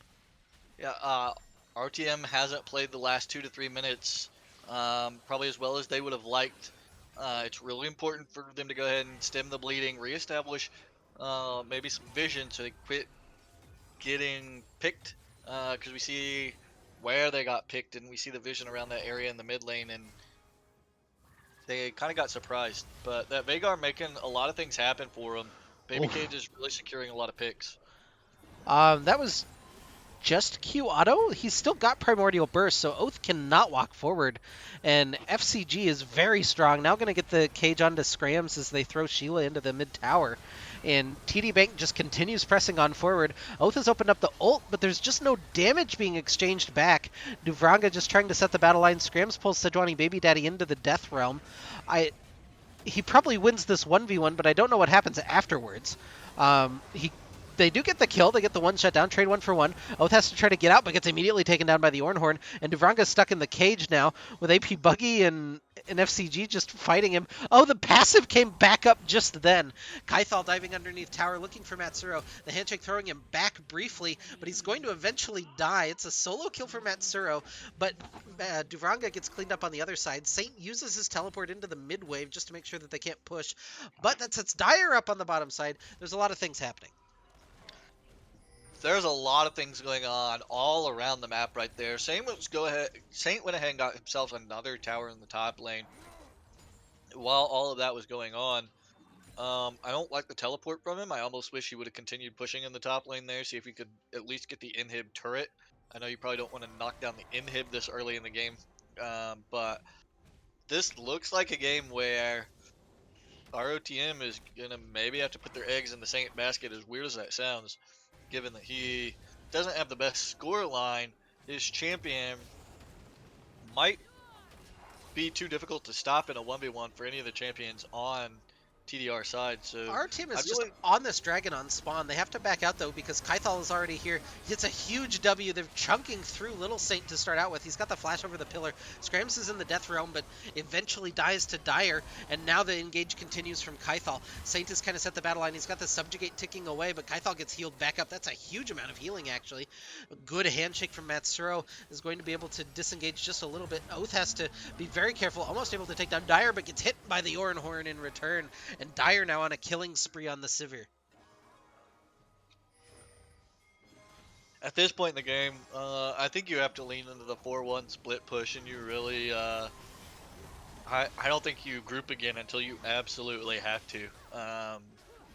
It just the 5v5s and the neutrals are going completely the way of TDR, and you have all the tools in the world to stall with an Anivia and a Jhin. They have pretty safe wave clear that can keep them away from towers for a while. I think Trundle needs to definitely get in the side lanes and create a lot of pressure in a 1v1.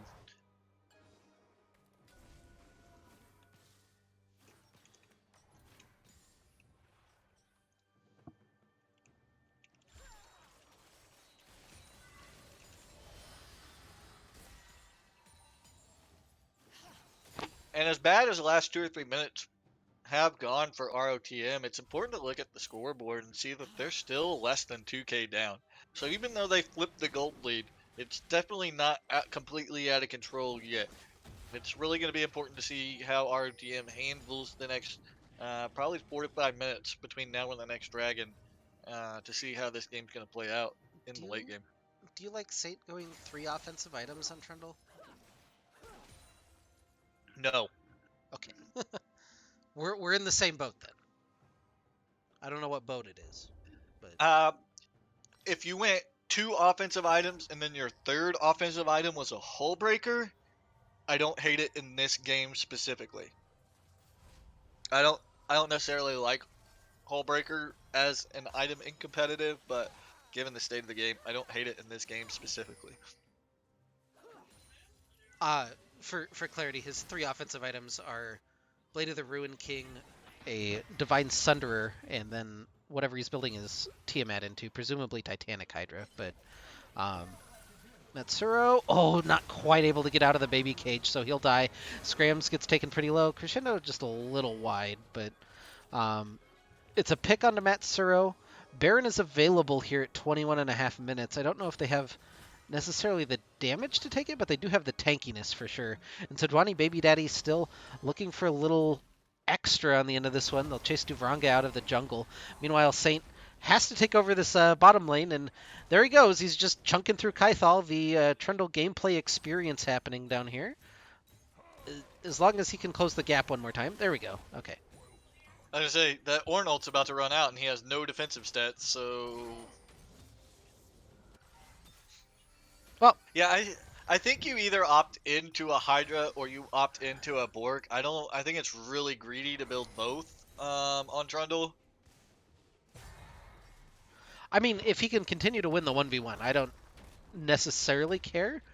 Um, but it kind of sucks that that's the option. You no longer have the team fight option available.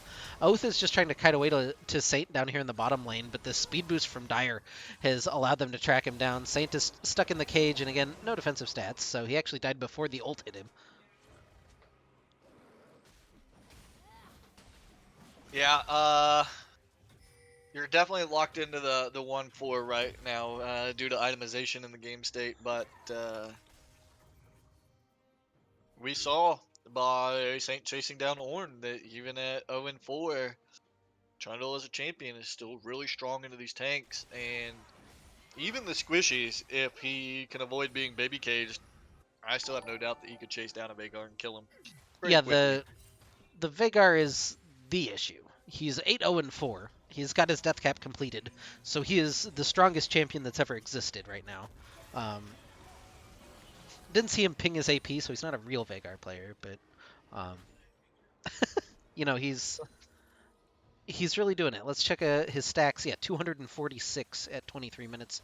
That's pretty good. Um, yeah, I'd say if you're averaging over 10 stacks a minute, you're doing pretty well. Kaithal able to take down that top lane tower. RTM seems like they want to actually fight over this dragon. And I don't know how I feel about that.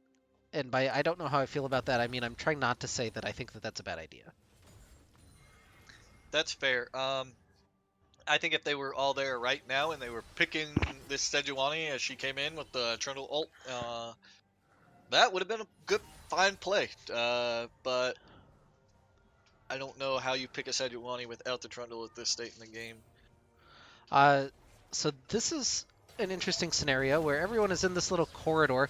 They're going to try to get the pick onto the Veigar to start everything out. FCG taken pretty low into the Death Realm, actually. So Scrims just bullies him through Cyber Brazil. They get one kill. Oath is being chased down by some meatballs, so he doesn't get out of that one. Dire pretty low.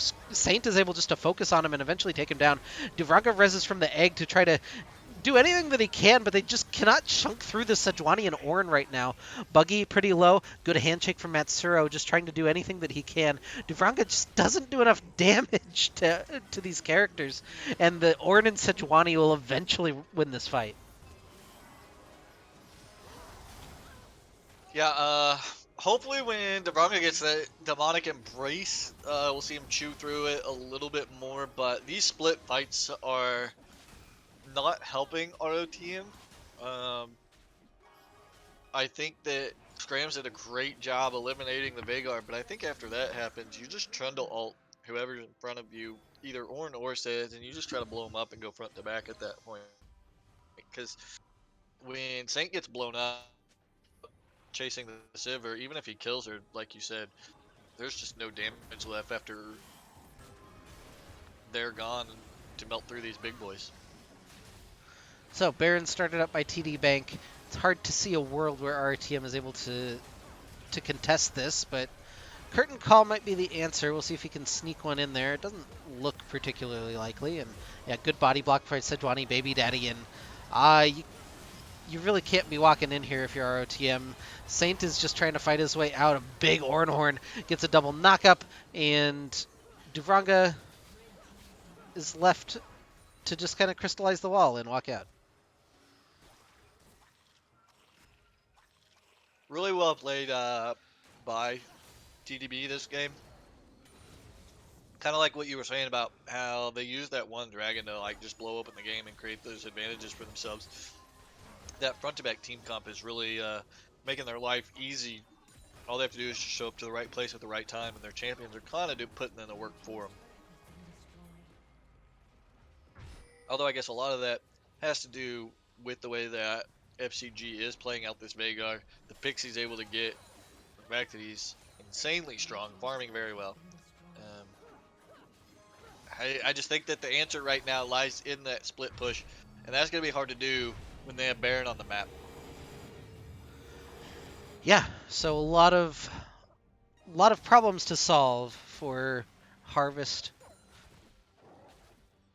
We'll see if they can do it.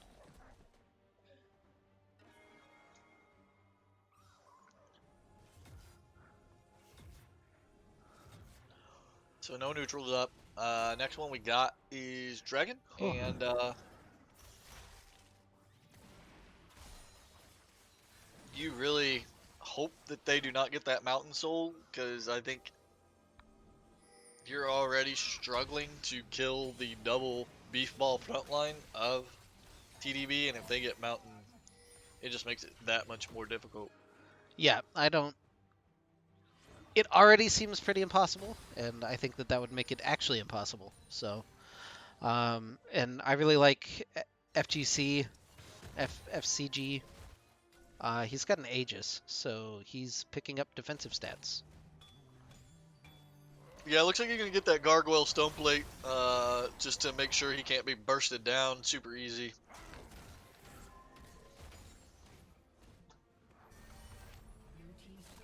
We do see that Oath picked up Lord Doms to kind of help chew through some of these tanks, but we also saw that in the last fight, he didn't necessarily get the protection he needed in order to make any sort of use out of that item either, so...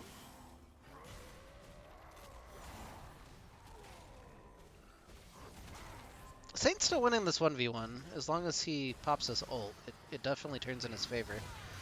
Scrams gets a big pull in. They're going to pull the triggers. Scrams, that's a lot of individually interestingly colored shields, but um, I don't think it really helps him out. And there's a lot of people dying now for Harvest. TD Bank rolling over the rest of the fights. Saint kind of just killed himself up in top lane, but the rest of this going a little bit tragically for Harvest as the minion, the singular minion, rolls into the base for TD Bank. They'll tear through Nexus turret number 1 and number 2, and I don't think Oath can really do anything about it. We got a tie series, and we're headed to game 3. Yeah, some of those problems that we've seen plague Harvest early on in the season kind of reared their heads in that game. We'll have to see if they can return back to that game 1 form. Kind of hit a reset in the lobby and discuss the differences of what worked for you in game 1 that didn't work in game 2 and make those adjustments because I feel like they got they baited themselves into the same traps they were facing early in the season where they were trying to make proactive plays, which there's nothing wrong with it, but they were doing it without all the information that they needed, and it kind of led to situations of being kind of coin flippy, and they lost out on some of those spots where they really needed to make a positive play, and it ended up working out in the worst possible way it could have in those moments. So um, you can only do so much mechanically whenever you're at a disadvantage numbers wise. So it's going to be really important to kind of get themselves out of some of those coin flippy situations where they don't have all of the information necessary to make those plays.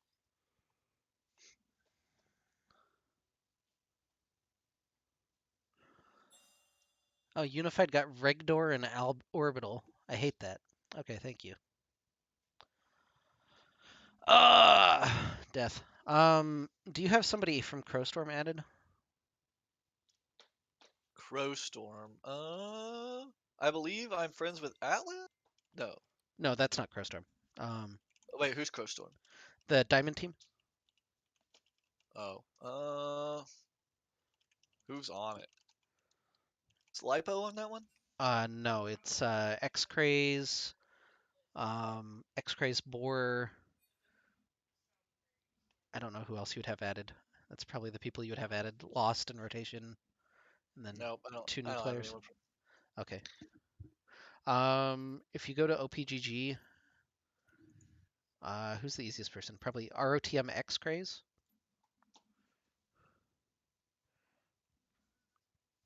And then download the spectator if you know how to do that. I would I would just spectate for you, but my computer will crash.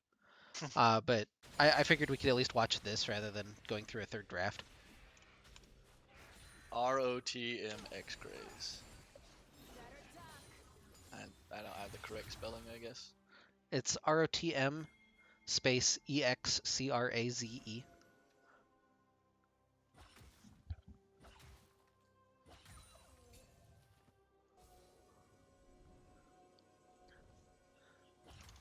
I feel a little bad. This is not quite the right overlay that I should have for this, but that's okay. Um, I'll are you still having issues? I'm clicking up into the live game now, and I'm about to. Okay. Crowstorm is up 10,000 gold and up 22 to 9 in kills. We just saw X-Craze force a flash out of Itchy Rat, who is apparently playing support Silas. That actually Yeah. checks out. He's got the support item. Um, so this is our team Crowstorm on the blue side and Iconic Ascendance on the red side. Iconic Ascendance won the lock-in tournament for CCS. So this is a team that defeated a couple other big teams in the Diamond League, and Crowstorm lost in the first round of that tournament. But looking good so far. Lost in rotation, going to find Itchy Rat walking in. They get the stun. They get a lot of damage down. They eventually finish off the Silas, but Zohair goes in on the Xin Zhao. It's a double kill for the Sivir, but now Lost looking for a little bit more, trying to find Snip My Diaper, but he's able to... I had to say that with a straight face. Sun is trying to chase down Dan Crackers, and Dan Crackers has nowhere really left to go, just kind of kiting back through the turrets. Oh, the ult from X-Cray is not quite going to land, so it's just Sun versus Dan Crackers. Um, I don't know a whole lot about some of these players. Spy 500 Index prefers to go by Sun. That's all I've got.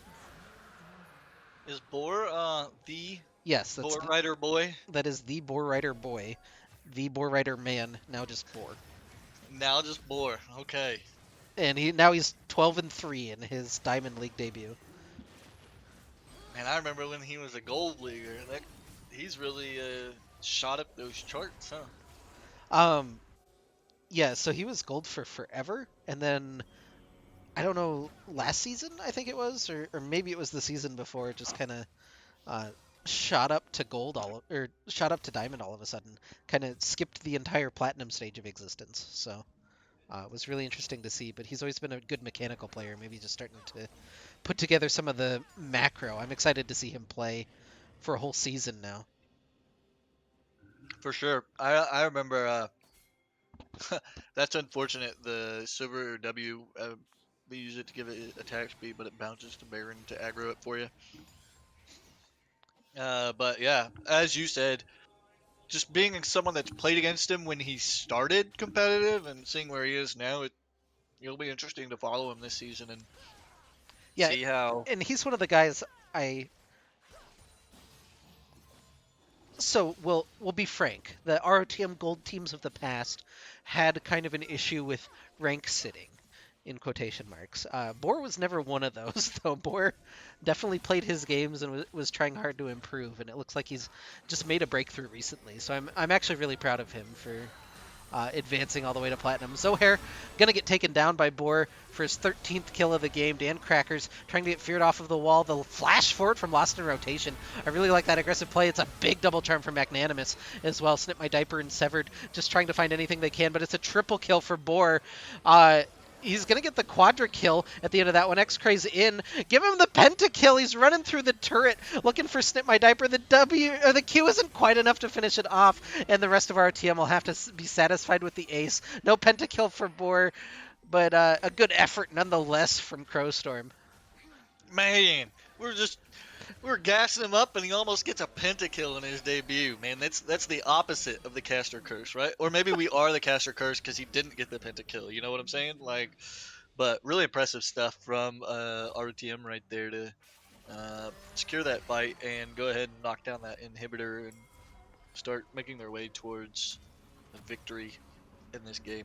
And I'm loath to say this on cast, but if you go to Unified 2 right now, Return of the Middlesticks is playing Team Fish Taco, so you get to watch Zadok, Splash, and Firelight taking on Strompist and Alarim. So might want to actually go check that out, or Definitely. pull up in the multi-stream. Give us Oh, yeah, there you go. the extra view. Don't support Orbital. Um, yeah. Anyway. But is X-Craze a typically a Vex player? Is that a champion that he picked up when she came out, or is that in response to the buffs that she just got this week? It feels like it's a champion that X-Craze would play a lot of. Um, I I'm pretty sure he played it on release. I don't know for sure. It just feels like the kit belongs in the hands of X-Craze. It feels pretty strong for him, I guess is the way I would say Because it. I like don't know if he's played it the whole time, but it feels like a champion that he would play. she came out pre-durability patch, so there's a world where he learned her pre-durability patch, and then she was really bad. Like, and that's like obviously the reason she got buffed. She kind of was struggling at the first of the durability patch, so I didn't know if this was a new pickup for him or if it was revisiting an old one because of the buffs or what? I So think it's a revisiting an old one because of the buffs. Lost is looking for Dan Crackers up in the top lane. He'll hit the Dawning Shadow. I forget what the name of it. Living Shadow, I think is just the name of the ult. Anyway, Zohair gets tagged by it as well. They're looking for the re-engage. It's a big charm for Magnanimous. All of the damage actually coming out of X-Craze here. Lost doing such a good job of just face tanking everything. It's a double kill for Magnanimous. The ult doesn't quite land on to snip my diaper, but now Sun in the bottom lane looking for Severed. Oh, the Primordial Burst is enough to trade that one back. Just a little overextension there from Sun. so the compliments and the beef wall that we were talking as far as Sejuani being that in our our harvest game and for the side of TDB is actually proving to be that way for ROTM in this game. Lost just literally tanked that whole fight and just Oh warthogged it up. no. Um, the extra little execution there gonna land. Boar just trying to finish off the game. He gets the spell shield onto Dan Cracker's ultimate, trying to kite back away, and they actually are able to finish that one off. Lost his reset his battle line up there on the front. X-Cray's walking forward. They'll finish off Zohair. They'll finish off another one. Severed and Snip My Diaper left to try to navigate, but Boar able to just tear through the Vagar. He'll pick up another triple kill to end that one, or quadra kill, excuse me, to end off the game. And ROTM wins a 40-14 banger. Where were these games during Pride Month when we were donating for kills and pentakills? Yeah, it's kind of insane to just how that game just ended. It all started with the fight up by that top inhibitor turret, and then uh, they did the old single file line till the end of the game, kind of. So that was a quick one. We joined in, and they quickly ended the game so we could get back over to the Harvest game for their draft. At Yeah, least the lobby side of their draft. yeah, they're in Champ Select for game number 3 right now. Um, Dread has just started their game number 1. Looks like some kind of spicy picks coming out there for them. And as I mentioned, the land team loading into game. They're a couple minutes into their game against Team Fish Taco. So a lot of League of Legends to try to keep up with here. So the respect ban towards Matsuro's Renata, he did cause some problems with that. We see the How'd you get oh, into Champ Select? I was in the game lobby. Were you not in the game lobby? No. Unfortunate. I wonder Oh, if I you can were. share. That's so you can be in the game lobby while you're spectating through OPGG. Maybe that was the reason I wasn't spectating through OPGG. I'm not gonna lie. I was just understanding. I was watching the stream and understanding that Oh, everything you were saying was probably 3 seconds ahead of me. So oh, I just kind of waited for it to play out and then provided my analysis after it played out on my screen. So yeah, I struggle with the OP.GG thing, and okay. Well, that's that's honestly fair. Yeah, I was not in the lobby because I was spectating that game. So let I've me gotta see. I've gotta wait for Champ Select to finish, and then I can jump in. There will be a 3-minute spectator delay. We can talk about everything. I don't have Wait. any way to put that on stream, unfortunately. Oh, okay. So yeah. You don't have a way to transfer it to the screen. That just gives you, but that does give you a chance to at least look at it while you're waiting to put it on the screen. The big interesting thing that we should probably call attention to is the Yasuo Malphite combo on the side of Harvest. Oath may have left the mid lane, but the mid lane did not leave Oath. I think that's the second time that's been said tonight, and he's making that statement ring true.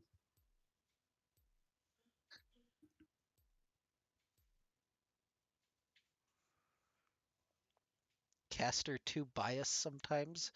My brother in Christ, you were on the Return of the Middlesticks stream.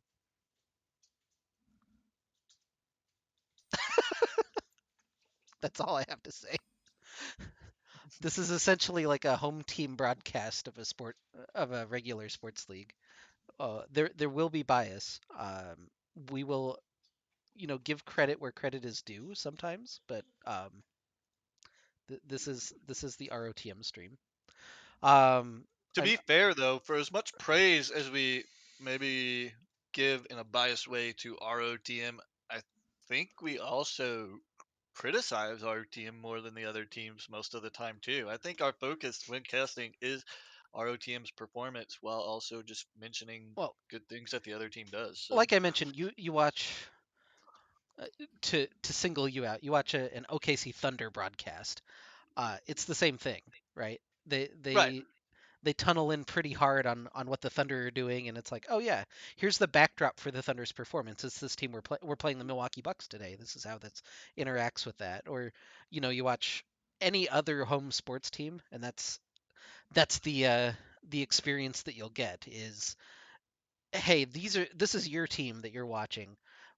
This is their opponents. Like we'll give you some info that we have about them. We'll you know criticize and praise as is necessary, but it's ultimately about the performance of the one team, unfortunately, or fortunately.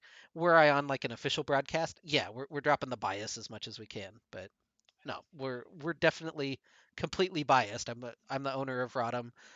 Toe Knuckles has played for, well, is going to play for Rodham, has played for Rodham in the past, I'm pretty sure. I did play a season for Rodham, Okay. and yeah, Okay.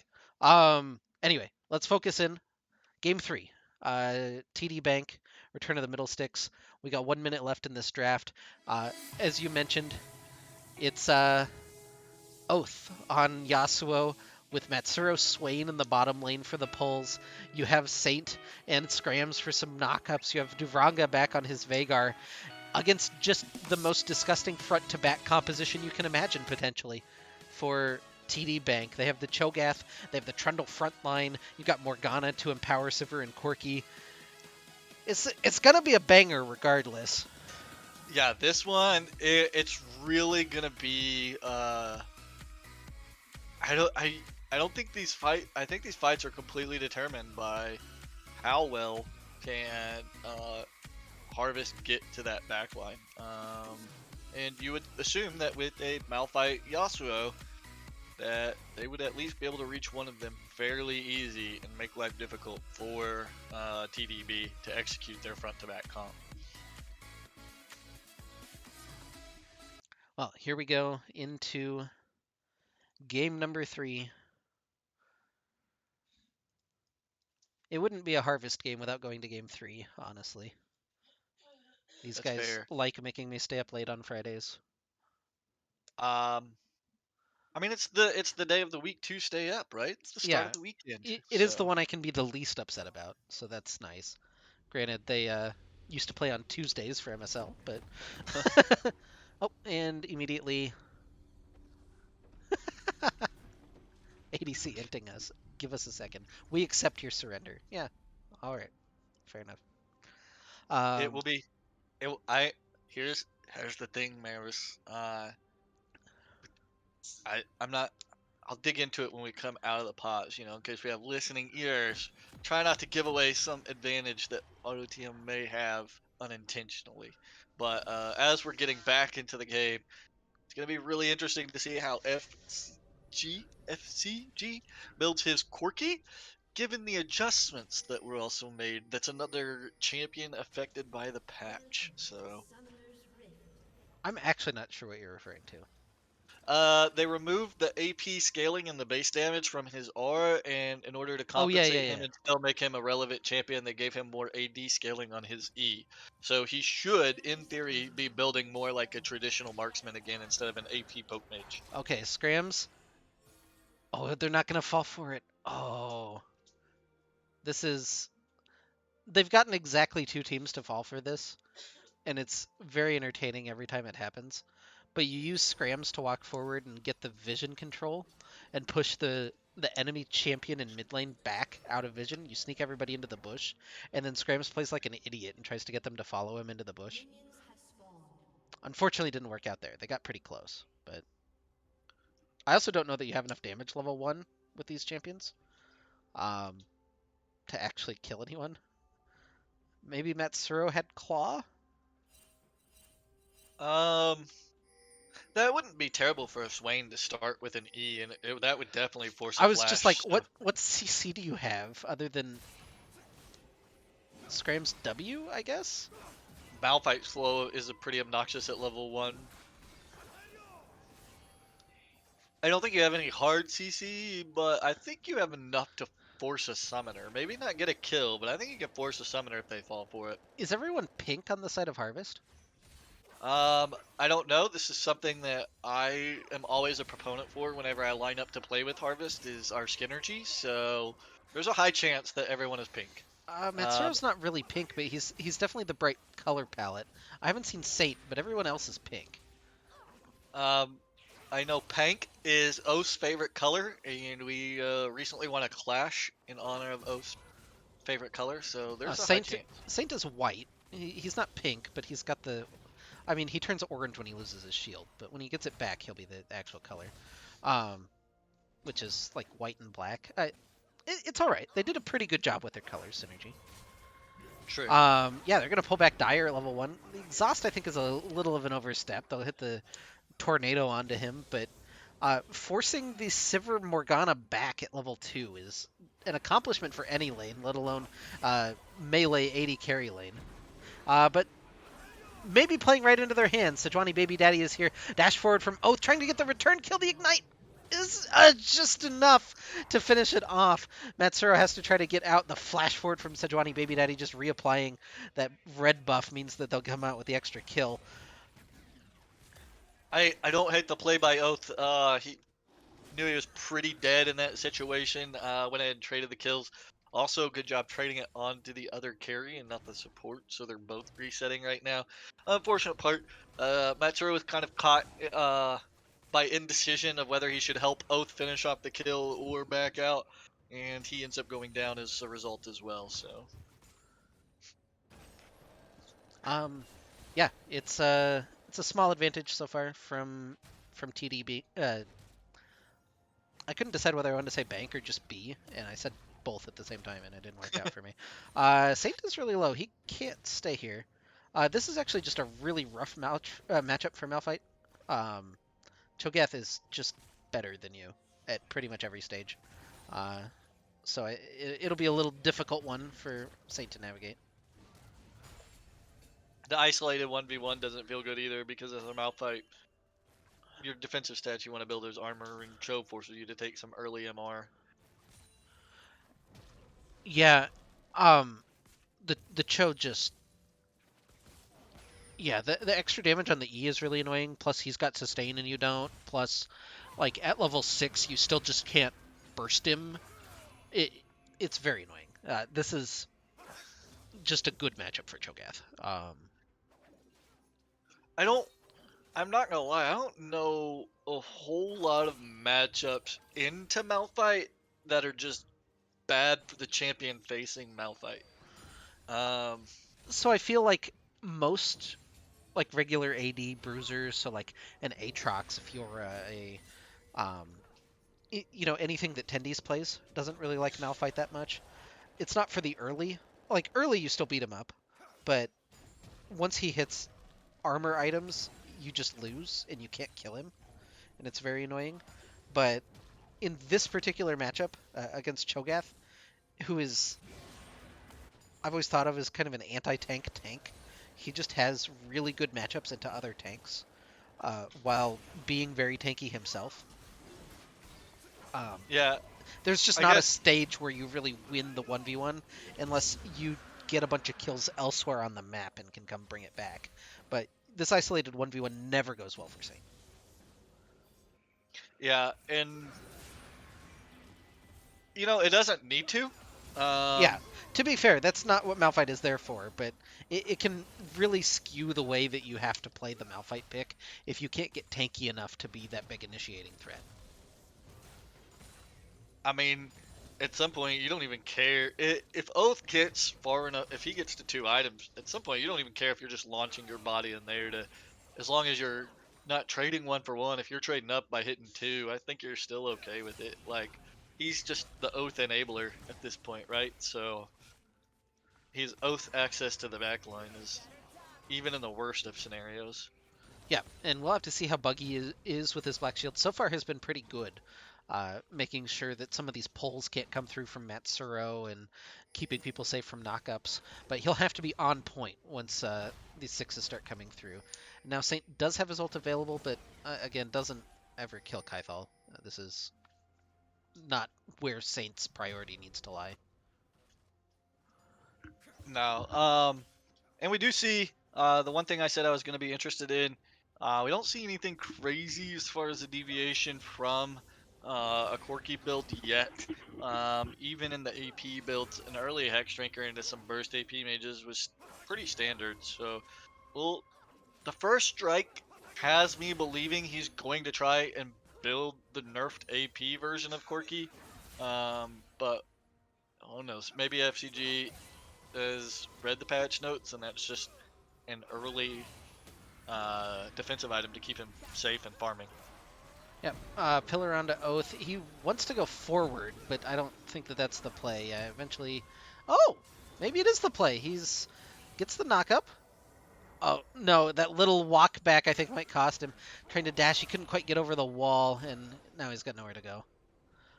I liked the look for a second, and then I didn't like the look, and then I liked it again, and then I didn't like it again, and ultimately not a good look. I was right in the first. Honestly, if he would have wind walled and then I don't know, he used his flash to try and kite out the trundle. And I think if he would have just taken that he was never getting out of that alive and maybe flashed onto the Sivir, he could have traded 1-for-1. But So I think you just flashed backwards initially. Like he got off of the pillar, and Sivir and Morgana weren't in position to really hit him with anything. I think you just walked backwards, but he walked forwards to try to stack up his Q. And I think that was the decision that ultimately cost him. I think you can just walk back and flash backwards. But oh yeah, Oath he is also always had, looking for the play, so. he also had the opportunity to, once he got over to the other side, to just walk out top through Tribrush. There wasn't really going to be anyone to stop him once he threw up that wind wall, but kind of seemed like he could maximize his time spent down there. So.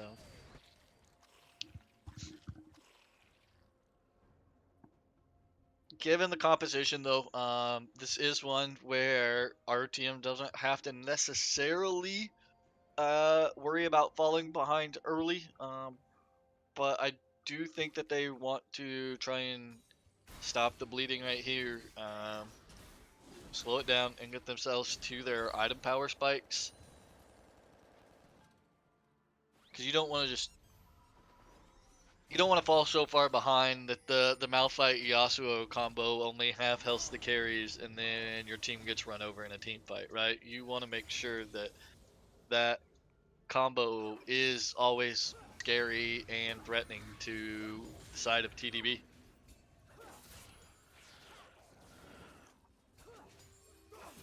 Yeah. Oh, I don't have dragon timers up.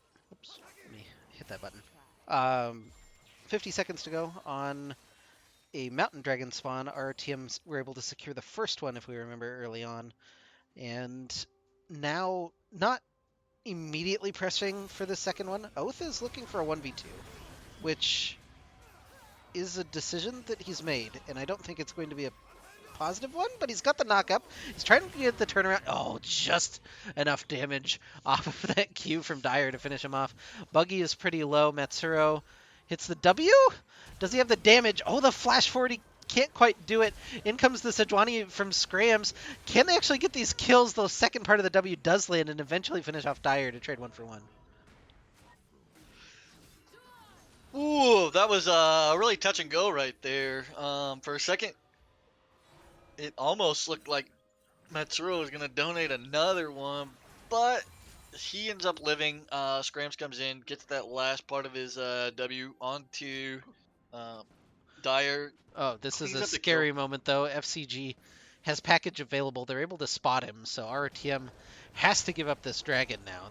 There's no way really to contest this. And especially with Kythal there, who can just eat it from 1,000 health. Not that he did. I think Oh, he didn't did, have but I ult. think it was. No, he doesn't have ult. Oh, right. Yeah, that smite took it down to 1, which was definitely stealable, as it turns out. But, hard to fault them for not just checking with their body. Dravanga going to need a binding over the wall into a lot of extra CC. I don't think he can really do a whole lot about that. Yeah, the silence actually just really paying off, and now Oath is exhausted, dancing around, hits a big Quadra knockup, but there's just no damage to follow up. Unfortunately, it's a double kill for the Corki, and the rest of the team starting to chase down. I like the look from I. These are such high value ultimates, but there's no actual damage to follow up, and therefore TD Bank picks up 4 kills. Right, they're not hitting them in quick succession. They're hitting them with time to recover in between, and so unfortunately, not quite having the impact that they would have liked.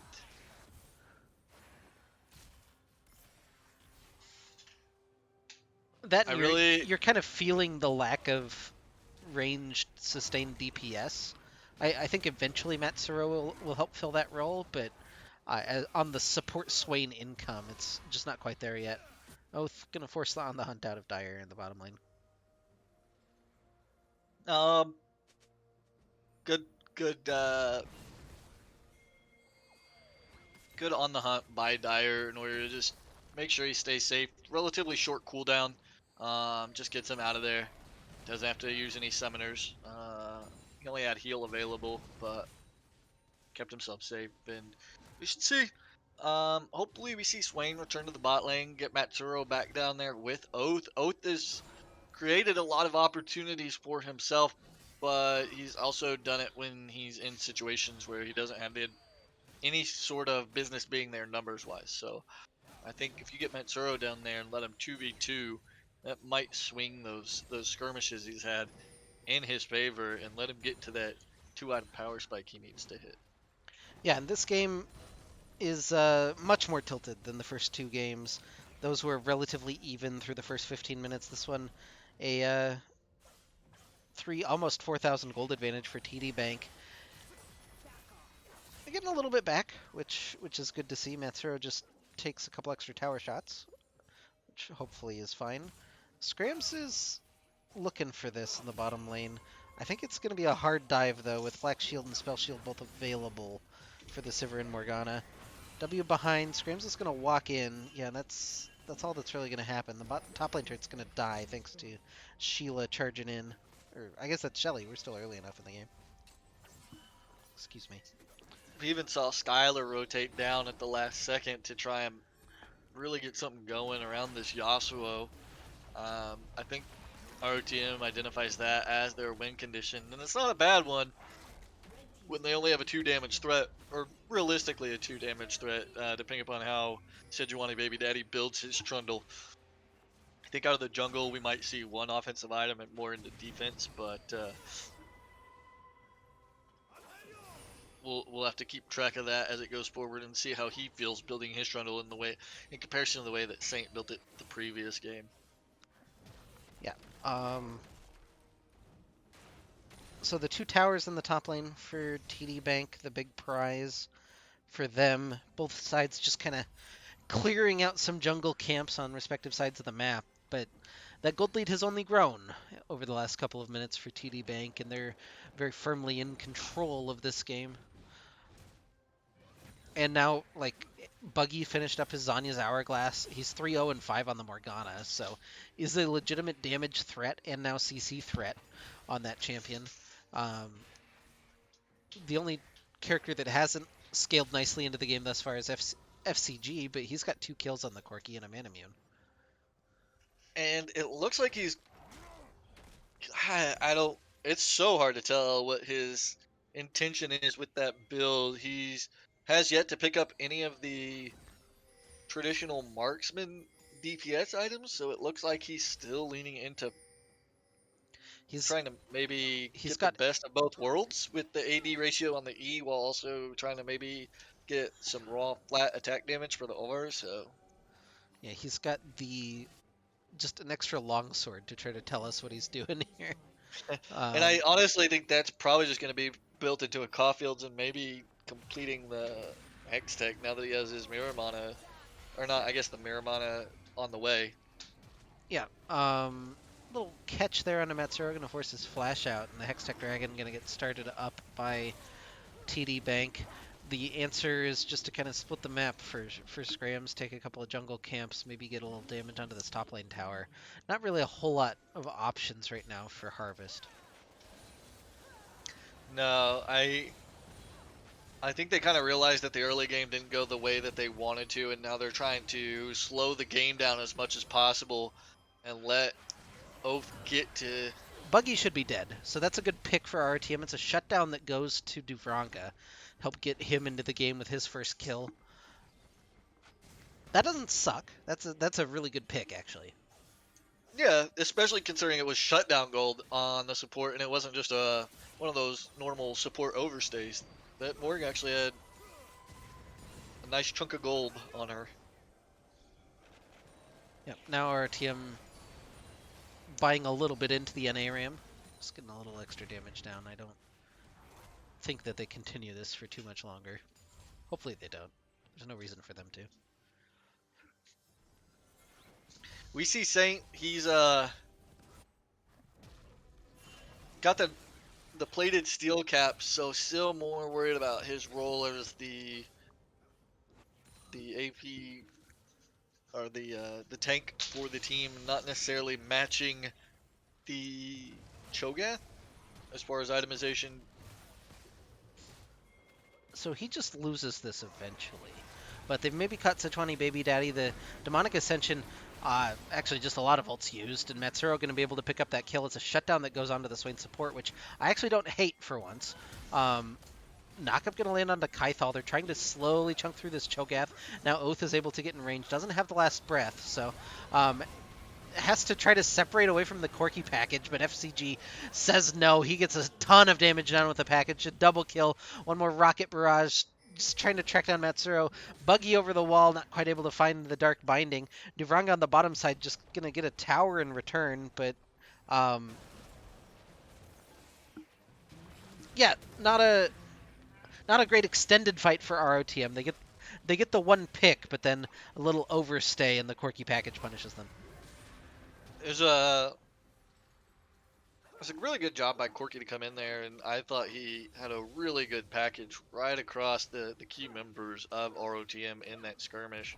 Bailed out his Cho'Gath pretty well too, and kind of displayed the power of that new full channel of an E. If he gets to sit there on you and hit that full Gatling gun, then it's gonna hurt now. So Yep, and maybe you'll get to have your moment here. FCG finishes his Maw, and that looks like a Luden's Echo next.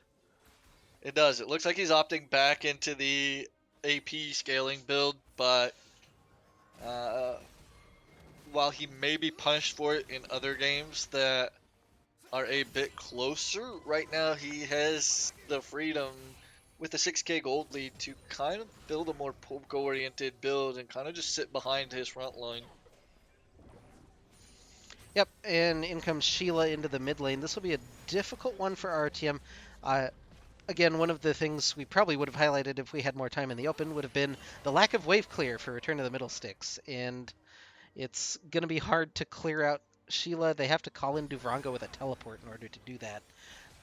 But lose a mid lane tower, and the push can continue still from TD Bank. Yeah, you have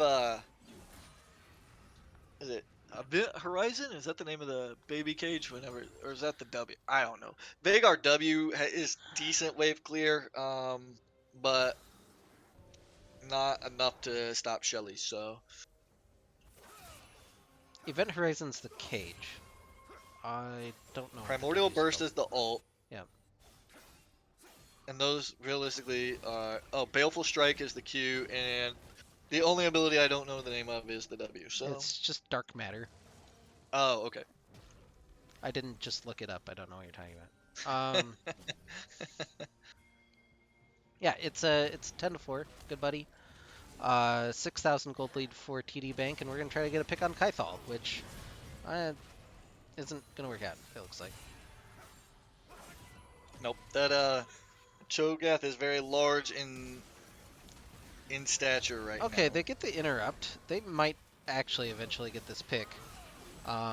In comes Morgana. And, no, they're gonna ping off. That's honestly the correct play. So eventually the shutdown does go to Oath. Or it wasn't a shutdown. That was just a regular ass kill.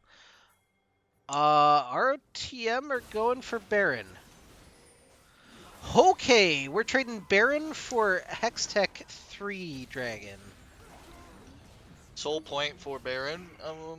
Given the state of the game and how far behind they are, I don't hate that call. If they can get Baron, there's still 7,000 health left on it, and income TD bank potentially to just roll on in. Now they have full vision of it. 3,000 health left. Scram's just trying to chunk it down. They'll get the smite off. Can they get out? Scrams is going to go out of the back of the pit. Oath, Saint, and Matsuro. A good pillar interrupts everything. Oath gets a knockup, but it's just Matsuro left. 3 of them are going to die, so it's just Baron minions on the Vhagar and the Sejuani. Teleport in from FCG to stop the push from Duvranga. They put him in a cage, but I don't think that Duvranga can really do a whole lot more than that. Yeah, incredible pillar by Sejuani Baby Daddy. Kind of blocking off that route. It kind of looked like they were going to be able to fade out the backside, but Sejuani Baby Daddy with the denial. Making it to where Scramble's the only one that made it out of that Baron take with Baron. Duvranga had it from pushing the side lanes, but it's really going to be up to utilizing the Baron that's left on those 2 members to get them back in the game because they paid a heavy price in order to secure that. So giving up soul point and 3 kills. So Saint and Duvranga looking for any pick that they can. Saint gonna finally launch over. They do get the kill onto Sejuani Baby Daddy, and now Buggy. Oh, good, well-timed Black Shield. So, extra pick for RTM, now continuing to push with the Baron minions in mid lane. But the Cho'Gath teleport back behind. Kaithal doesn't have any support right now, so Saint and Matsuro just going to start wailing on him, and Demonic Ascension is popped. Duvranga trying to set a front line, but gets taken down by FCG. The other 3 members of RTM are here. Knockup lands as a huge rupture to try to stall everything out. Kaithal still at about half health. AP Buggy in. The big Soul Shackle onto 4. They try to kite out. Oath is already down. Matsuro falls as well. It's a double kill for Dire, and they'll chase down Scrams potentially at the end of this one. Good dodge on the Dark. Well, it wasn't really a dodge. He just walked away from the Dark Binding, but yeah, objective bounties are finally up. That feels a little late, but here they come.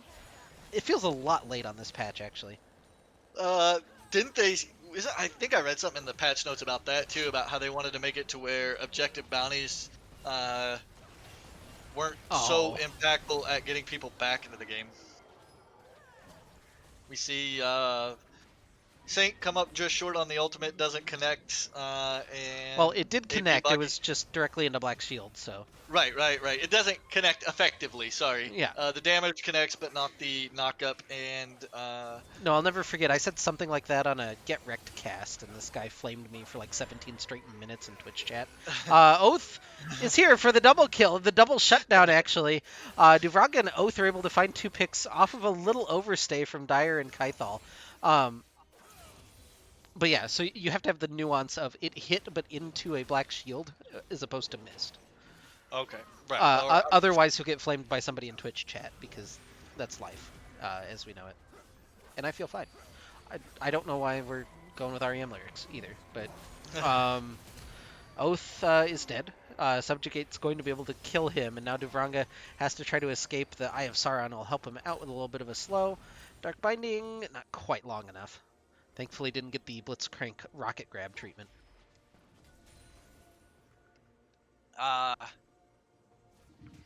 The big thing to note in all of that, though, is Oath picking up 2 shutdown kills. He does have his 2 item spike. Hopefully, he can find a Death Dance here soon to make him not quite as squishy when he goes in, so he can sustain as much damage as he dishes out. But we have found somewhat stable footing for ROTM at the moment. Their base isn't under siege anymore. They do have items where they need them with the death cap and the blighting jewel on Duvranga, along with the 2 items on Oath. So if there were ever a point where RTM were able to fight back, this is probably their best opportunity that's left in this game state for them to make a chance to swing the game. So, but we see Corki has package, a 7-0-6 Corki has package. Yep. He's got his Ludens and Tiamat finished up, so the full poking experience is online, and Saint is trying to decide whether to use his ult defensively or to die, and it looks like die is going to be the choice, as FCG finishes him off. Pretty greedy for Saint to hold on. And now the package splits Duvranga and scrams from Matsuro, and Oath is in mid lane and cannot really help with this fight. So yeah, that should be game. Teleport into the top lane for TD Bank. They're gonna finish off the dragon just in case, but FCG has already worked his way through the minions. They're running through with Cho'Gath and Morgana and Sivir down mid lane, and it's just Oath left against four. We've seen crazier things from Oath, but this one feels a little out of hat. Out of Kind of hat. seems kind of seems like after Saint went down, the call was to give up Soul and try to recover. Looks like the Corky package cut off the retreat route though, able to clean up a couple extra kills, and Yep, they're gonna hit him and with the single file line treatment. ooh, So all right, Matsuro got one. Pull back on Kythal. Yeah, they actually just are regrouped now, but I don't think that they can defend the tower. Scrams and Duvranga versus the World, and the World, unfortunately, will win.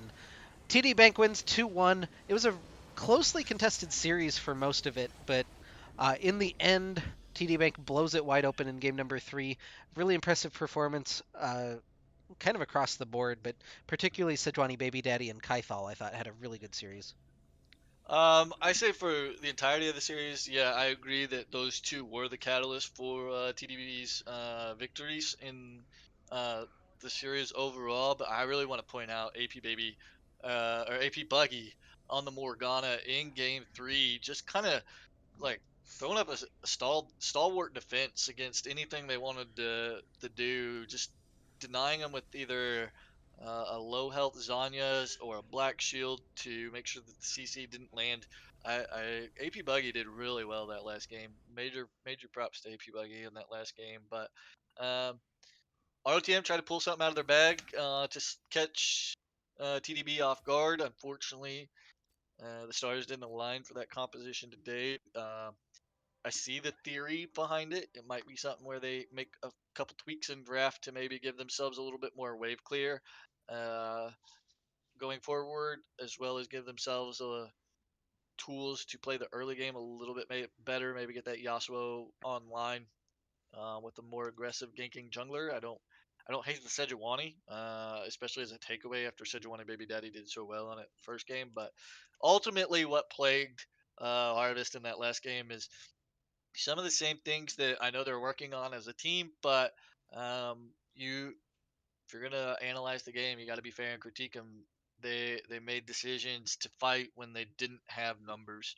Um, a lot of times in that game, they even fought down numbers and not just even numbers, opting into fights knowing that they were down numbers. So hopefully they'll get a chance to rectify that, and we'll see them make that playoff run as we head into the back half of the season for them. Yeah. So, disappointing night for Harvest. The land team unfortunately fell to Team Fish Taco. They gave it a really good effort, though. They were up in the early game and weren't quite able to bring that one home. So they'll fall into the losers bracket. They'll take on Griffin Esports. I believe that game will be tomorrow, unless they're playing really late tonight, which they might be. Who knows with some of the lands, especially at a casino. They could go all night. Um, but yeah, they'll have to make a little run through the lower bracket, which they've done before. So it's not out of the realm of possibility for them. Just want to try to get, I believe, into top 3 for prizing, if I'm not mistaken. So, um, yeah, that's gonna do it for the stream tonight. Uh, I'm gonna send you to Unified 2, which will have coverage of the LAN tournament. It looks like they are gonna do at least one more game, so we'll see if the boys get on again. They'll probably swap to the other series, but um, yeah, thanks for watching tonight, and we'll see you guys for the next cast, which should be Monday with the Masters team. So, um, for myself, for Toe Knuckles, for the rest of the Rodham organization, thanks again for joining us. We'll see you guys Monday.